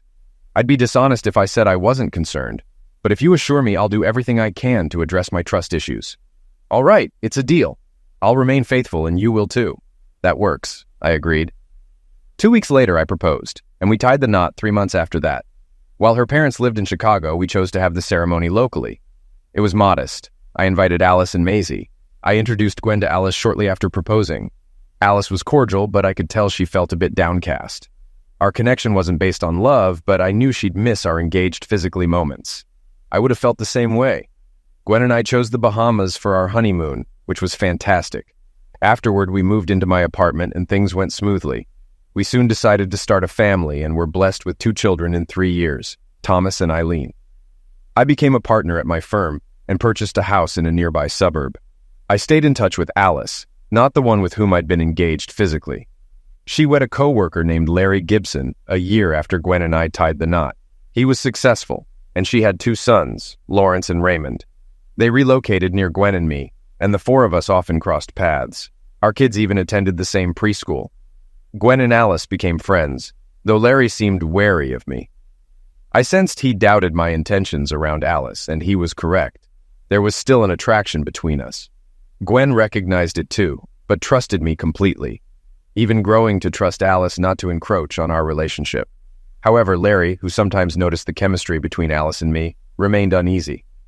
Despite this, Larry and I shared interests, particularly baseball. We played together on a men's team in an old-timers league and excelled. We also had season tickets for MLB games, both being avid fans. Occasionally, Larry and I attended games together. One day, while waiting to exit the garage at Gems Park, I decided to have a candid conversation with him about my past relationship with Alice. After the game, I approached him. "Larry, I want to be clear. I'll never have a physical relationship with Alice again. We're both married now." "I can see this bothers you," I admitted. "Tim, that's a direct way to put it. We could be good friends if you trusted Alice and me, but it's clear you two still have lingering feelings," he replied frankly. "There's a history, sure. We were compatible. But I promise you, and I'm sure Alice has said the same, we need to put this behind us," I insisted. "Tim, whenever I see you two together, like at the club dance last month, it seems like you shared some incredible moments," he said. "Sometimes I wonder who she's thinking of when we're engaged physically. Me, you, or some movie star," he added. "Do you ever think of her when you're with Gwen?" he asked. "Not usually, but I won't deny she crosses my mind. We had some great times, maybe even better ones than I've had since," I confessed. "That's what truly concerns me, Larry." "I see your point. I hadn't thought of it that way. Thanks for sharing," he responded, making our conversation easier for all involved. However, I wasn't entirely truthful. The closeness I had with Alice post-divorce was unparalleled. It still crosses my mind, especially when I see her, and I suspect she feels the same. Maybe if we're both in our 80s and circumstances change, we'll see if we can rekindle that passion. Story 4. I pull into the driveway of our quaint suburban home, the same way I have for the past 15 years. The late afternoon sun casts long shadows across the neatly trimmed lawn. I kill the engine and sit for a moment, steeling myself for what awaits inside. Another day of teaching restless teenagers about the intricacies of history has left me drained. But it's not the job that weighs on me. It's what, or rather who, waits beyond that front door. Sienna, my wife, the woman I've loved for nearly 2 decades. The woman who's become a stranger to me. I grab my worn leather satchel from the passenger seat and make my way to the door. The house is quiet as I enter, the silence almost oppressive. I loosen my tie and call out, "Sienna, I'm home." No answer. Not that I expected one. I drop my keys in the bowl by the door and head to the kitchen. A note in the fridge catches my "working late. Don't wait up." I crumple the note in my fist. Working late. Again. The boutique she manages downtown has become her refuge, her excuse. But I'm not naive. I know there's more to it than that. The signs have been there for months. The late nights. The secret of phone calls. The way she tenses when I touch her. Our once passionate marriage has cooled to Arctic temperatures, and I'm left wondering where it all went wrong. I grab a beer from the fridge and slump onto the couch, staring at the blank TV screen. The house feels empty, hollow. Just like our marriage. Part of me wants to confront her, to demand answers. But another part, the part that still clings to hope, fears what those answers might be. So I sit in silence, nursing my beer and my wounded pride. Hours pass. The sun sets, bathing the living room in shadows. I've graded papers, prepared lessons, anything to keep my mind occupied. But as the clock ticks past midnight, I can no longer ignore the gnawing worry in my gut. The sound of tires on gravel jolts me from my thoughts. Headlights sweep across the living room windows. I stand, my heart racing. But it's not Sienna's car that pulls into the driveway. It's a sleek black sports car I don't recognize. Voices drift through the open window, a man's deep baritone, and Sienna's lilting laugh. My stomach churns as I move to the window, peering out from behind the curtain. Sienna emerges from the passenger side, her hair tousled, her dress riding up as she stumbles slightly. She's drunk. And she's not alone. A tall, muscular man circles the car, wrapping his arm around her waist. Even in the dim light, I recognize him. Jericho Hayes, the town's most notorious contractor, known for his shady deals and intimidating presence. I watch, frozen, as they make their way to the front door. Keys jingle, and then they're inside. Caden. Sienna calls out, her words slightly slurred. You up? I step out of the shadows, my face a mask of calm I don't feel. I'm here. Sienna's eyes widen in surprise, then narrow with something that looks like contempt. Jericho, on the other hand, smirks. Well, he drawls, his arms still wrapped possessively around my wife's waist. If it isn't the history teacher. Staying up past your bedtime, aren't you? I ignore him, focusing on Sienna. Where have you been? She rolls her eyes. Oh, having fun. Something you wouldn't understand. The words sting, but I push past the pain. It's late. You should get some rest. Jericho laughs, a harsh, mocking sound. Oh, she'll get plenty of rest. After I'm done with her. I clench my fists, struggling to maintain my composure. I think you should leave. I don't think so, Jericho sneers. He turns to Sienna. You ready to go upstairs, baby? Show your husband what a real man looks like. Sienna giggles, the sound like broken glass in my ears. She starts towards the stairs, pulling Jericho with her. Don't wait up for me, Caden, she calls over her shoulder. Tonight's going to be a blast. They disappear upstairs, leaving me standing alone in the living room. The sound of our bedroom door slamming shut echoes through the house. I don't move. I can't move. The betrayal, so blatant and cruel, has turned my blood to ice. Minutes pass, maybe hours. I stand there, listening to the muffled sounds from upstairs, each one a dagger to my heart. Eventually, the noises stop. The bedroom door opens, and Jericho swaggers down the stairs, looking disheveled but satisfied. He pauses at the bottom, eyeing me with disdain. Hey, loser, he says, his voice dripping with arrogance. I'm taking your wife out again tomorrow night. We want to have a wild time, and there's nothing you can do about it. I say nothing, my jaw clenched so tight I fear my teeth might crack. Jericho laughs, slapping me on the shoulder as he passes. Thanks for sharing, Teach. She's a real firecracker. The front door closes behind him, and I'm alone again. But not for long. Sienna appears at the top of the stairs, wrapped in a silk robe. Her hair is a mess, her makeup smeared.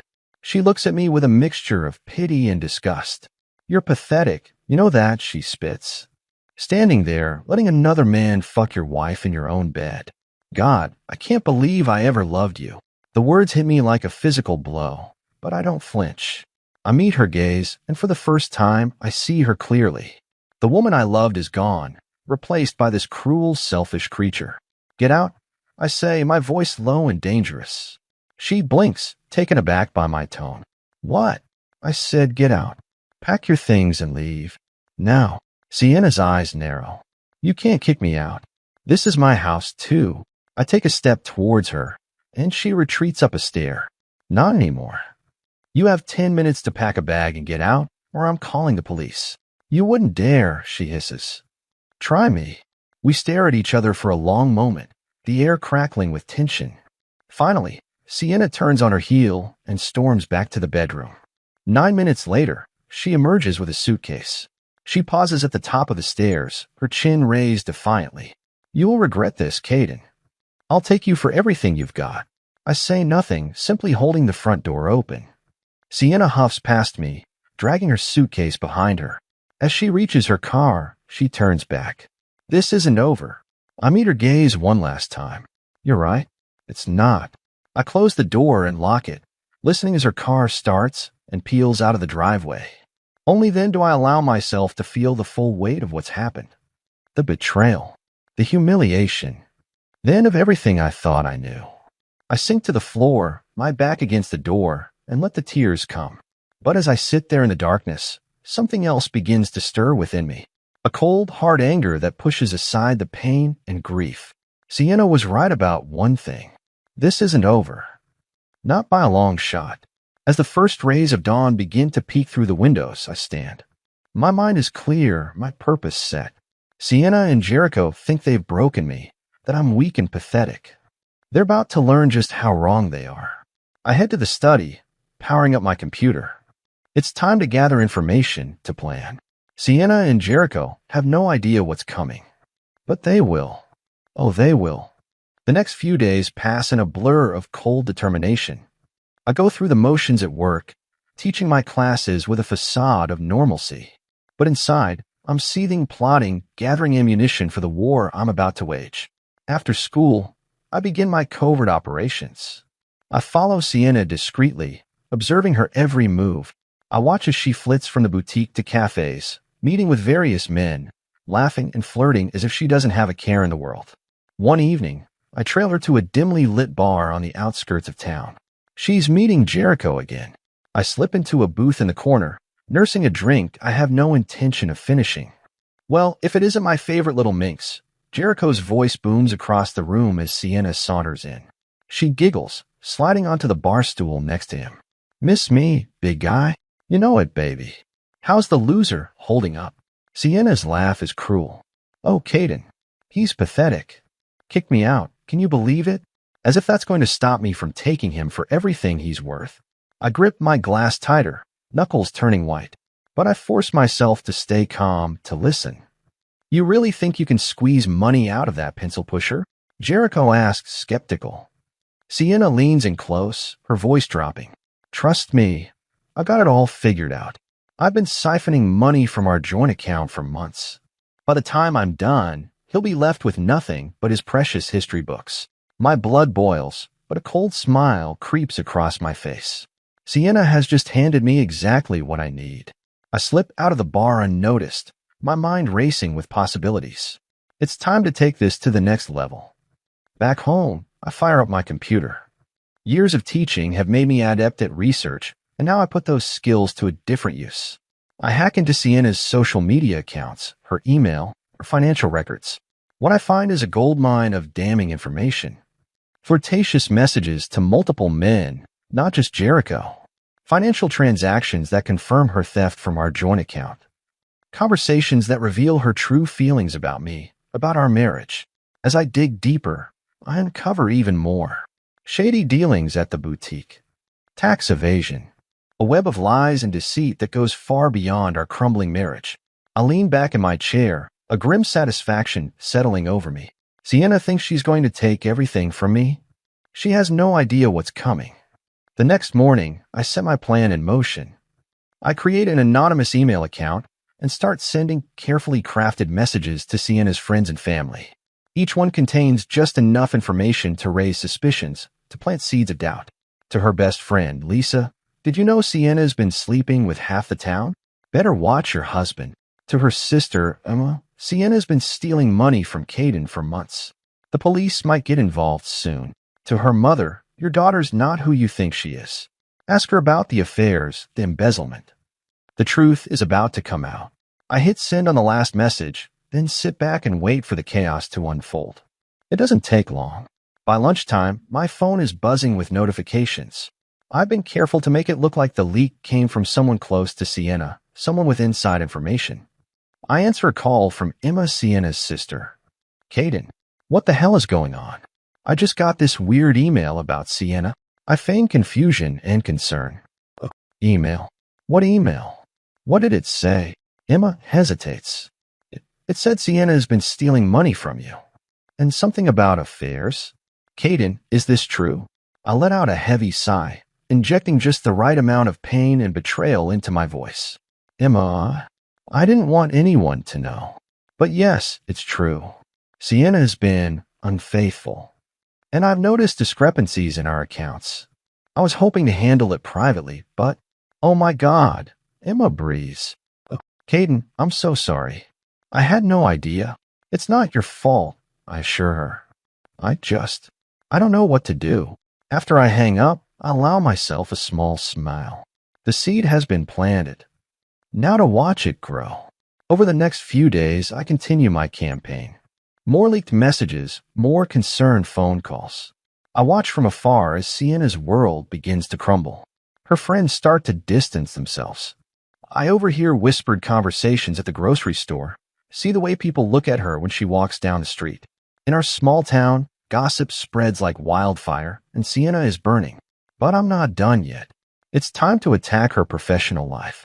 I arrange for an anonymous tip to be sent to the IRS about potential tax fraud at the boutique. Then I start working on the customers. Using the information I gather from her business emails, I create a list of the boutique's top clients. I send each one a carefully worded message, hinting at poor quality products and unethical business practices. The effect is almost immediate. The boutique's foot traffic slows to a trickle. I drive by one afternoon to see Sienna standing in the empty shop, phone pressed to her ear, gesticulating wildly. That night, I get a call from her. I consider letting it go to voicemail, but decide to answer. It's time to play the concerned ex-husband. Hello, Caden. Sienna's voice is frantic. Caden, I need your help. I inject confusion into my tone. Sienna, what's wrong? Everything, she wails. The boutique is failing, my friend won't talk to me, and now the IRS is auditing me. I don't know what to do. I pause, letting her stew in the silence for a moment. I'm sorry to hear that, Sienna. But I'm not sure what you expect me to do about it. Can't you? Can you talk to people? Tell them it's all a misunderstanding. I let out a bitter laugh. A misunderstanding? Like how you misunderstood our marriage vows. Sienna's voice turns pleading. Caden, please. I'm sorry about all that. I made a mistake. But I need your help. For a moment, I'm tempted to reveal everything to let her know exactly who's behind her downfall. But no, it's too soon. There's more fun to be had. I'll think about it, I say finally. But Sienna, I think you need to take a long, hard look at your choices. Maybe this is karma catching up with you. I hang up before she can respond, a cold satisfaction settling in my chest. The next phase of my plan involves Jericho. It's time to remove him from the equation. I spend days compiling evidence of his shady business dealings, his connections to local criminals. It's not hard. Jericho's not nearly as clever as he thinks he is. Once I have enough, I invite him over. He shows up at my door, cocky as ever. Well, he sneers. The cuckold wants to chat. What's the matter, Teach? Need some tips on how to satisfy a woman? I force a smile. Actually, Jericho, I wanted to talk about Sienna. His eyes narrow. What about her? I gesture to the living room. Why don't we sit down? This might take a while. Reluctantly, he follows me in. I wait until he's seated before I start. I know about your affair with my wife, I begin. And normally, I'd be angry. But I'm willing to forgive Sienna if you step out of the picture. Jericho laughs, loud and mocking. You've got to be kidding me. You think I care about your forgiveness? Sienna's mine now, loser. Deal with it. I nod, as if I expected this response. I thought you might say that. So let me put it another way. I pull out a thick folder and drop it on the coffee table between us. How about you end things with Sienna, or I take this to the police? Jericho's face pales as he flips through the folder. Tax evasion, money laundering, connections to known criminals, it's all there in black and white. Where did you get this? He stammers. I lean forward, my voice low and dangerous. That doesn't matter. What matters is what I'm going to do with it if you don't do exactly as I say. Jericho swallows hard. What do you want? It's simple.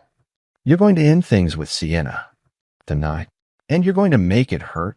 He looks up, confusion evident on his face. What do you mean, make it hurt? I smile, cold and cruel. I want you to break her heart, Jericho. I want you to make her feel as worthless and used as she made me feel. Can you do that? Jericho nods slowly, a hint of respect creeping into his eyes. Dam cha. Didn't know you had it in you. There's a lot you don't know about me, I reply. Now get out of here. And remember, I'll be watching. As Jericho leaves, I feel a twinge of guilt, but I push it aside. Sienna brought this on herself. She's about to learn that actions have consequences. That night, I park down the street from Sienna's new apartment. I watch as Jericho's car pulls up. He goes inside, and for the next hour, I hear muffled shouting, the sound of things breaking. Finally, Jericho emerges. Even from a distance, I can see the satisfied smirk on his face. He catches my eye as he gets in his car, giving me a nod before driving off. I wait a few more minutes, then approach the apartment. The door is slightly ajar. I push it open to find Sienna curled up on the floor, sobbing. She looks up as I enter, her face a mask of pain and confusion. Caden, what are you doing here? I kneel beside her, my voice gentle. I heard shouting. I was worried about you. Sienna breaks down again, burying her face in her hands. He left me, Caden. Jericho left me. He said I was nothing but a cheap thrill. That I'm worthless. I pull her into my arms, stroking her hair as she cries. It's okay. I'm here now. As I comfort her, a cold smile spreads across my face. The next morning, I wake early, my mind already racing with the day ahead. Sienna is still asleep on the couch where I left her last night, looking small and vulnerable. It's almost enough to make me feel sorry for her. Almost. I brew a pot of coffee, the aroma filling the apartment. Sienna stirs, her eyes fluttering open. Caden, she mumbles, confusion evident in her voice. What are you doing here? I hand her a steaming mug. I stayed to make sure you were okay. How are you feeling? She takes a sip, wincing, like I've been hit by a truck. God, what a mess. I sit beside her, my voice gentle.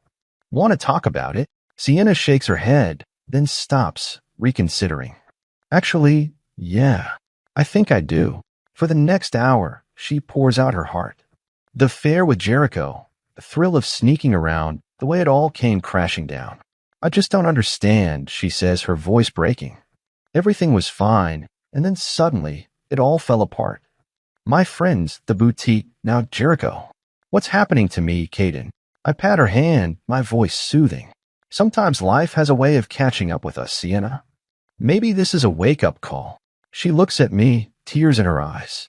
How can you be so kind to me after everything I've done? I force a smile. That's what friends are for, right? Sienna nods, sniffling. I don't deserve you, Caden. I'm so sorry for how I treated you. It's okay, I'll lie. Why don't you get cleaned up? I'll make us some breakfast. As Sienna disappears into the bathroom, I allow myself a small, cold smile. Everything is falling into place. While she showers, I make a few calls. By the time Sienna emerges, looking slightly more human, there's a knock at the door. I open it to reveal two stern-faced police officers. Can I help you? I ask, feigning confusion. The taller officer steps forward. We're looking for Sienna O'Connor. Is she here? Sienna appears behind me, her face pale. I'm Sienna O'Connor.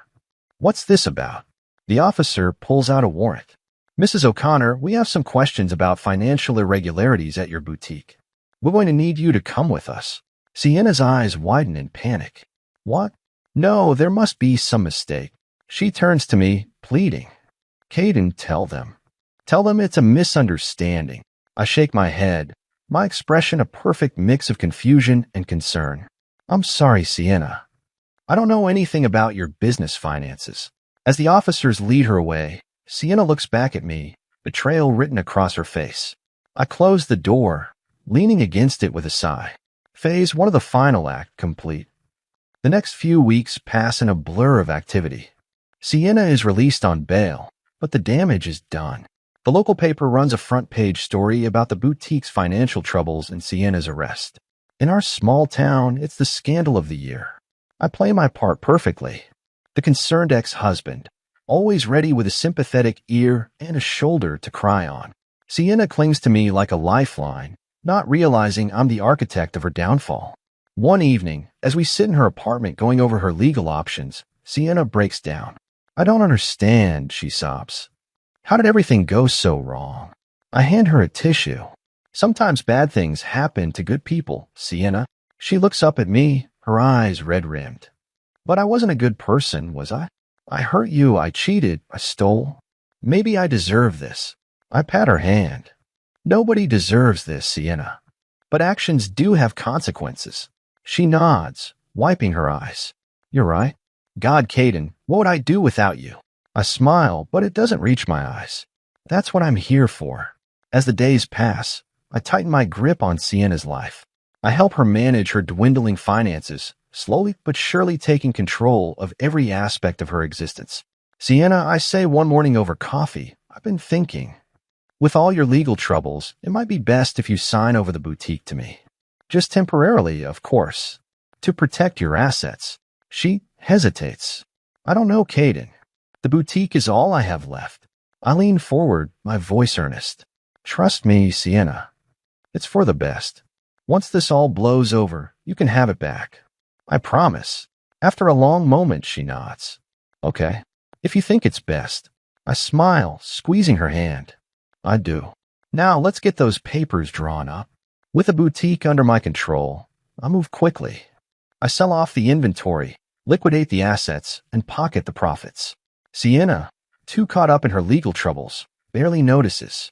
Weeks turn into months. Sienna's world has shrunk to the size of her small apartment. She rarely goes out, too ashamed to face the town's judging eyes.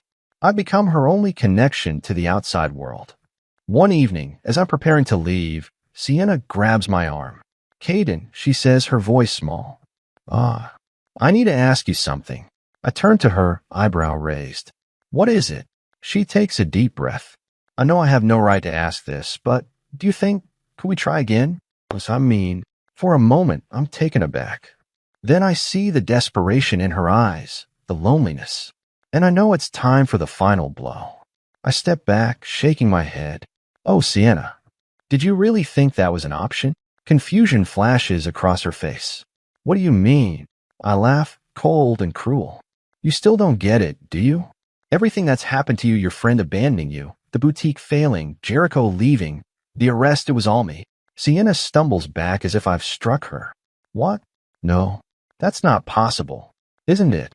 I pull out my phone, showing her the anonymous email account I used to spread rumors about her. "I leaked your affairs to everyone in town. I tipped off the IRS about your creative accounting. I even blackmailed Jericho into leaving you." Tears stream down Sienna's face. "But why?" "Caden, why would you do this?" I step closer, my voice low and dangerous. "Because you destroyed me, Sienna. You humiliated me, betrayed me, tried to take everything from me. So I decided to return the favor." Sienna collapses to the floor, sobs racking her body. "I'm sorry," she wails. "I'm so sorry, Caden. Please forgive me." I look down at her, feeling nothing but cold satisfaction. "Forgive you? Oh, Sienna, I'm not done with you yet." I pull out a stack of papers from my briefcase. "These are divorce papers. I've already signed them. You'll notice that I get everything: the house, the car, what's left of our savings. You get nothing." Sienna looks up, her face a mask of despair. "You can't do this. I'll fight it in court." I smirk. "With what money? In case you've forgotten, you're broke and about to go to jail for tax evasion. Face it, Sienna. You've lost." I drop the papers in front of her, along with a pen. "Sign them. Now." With shaking hands, Sienna picks up the pen. She looks up at me one last time, a glimmer of the woman I once loved in her eyes. "Caden, please, don't do this." For a moment, I almost falter. But then I remember the pain, the humiliation, the betrayal. My resolve hardens. "Sign the papers, Sienna." It's over. Defeated, she scrawls her signature on the dotted line. I snatch up the papers, tucking them safely in my briefcase.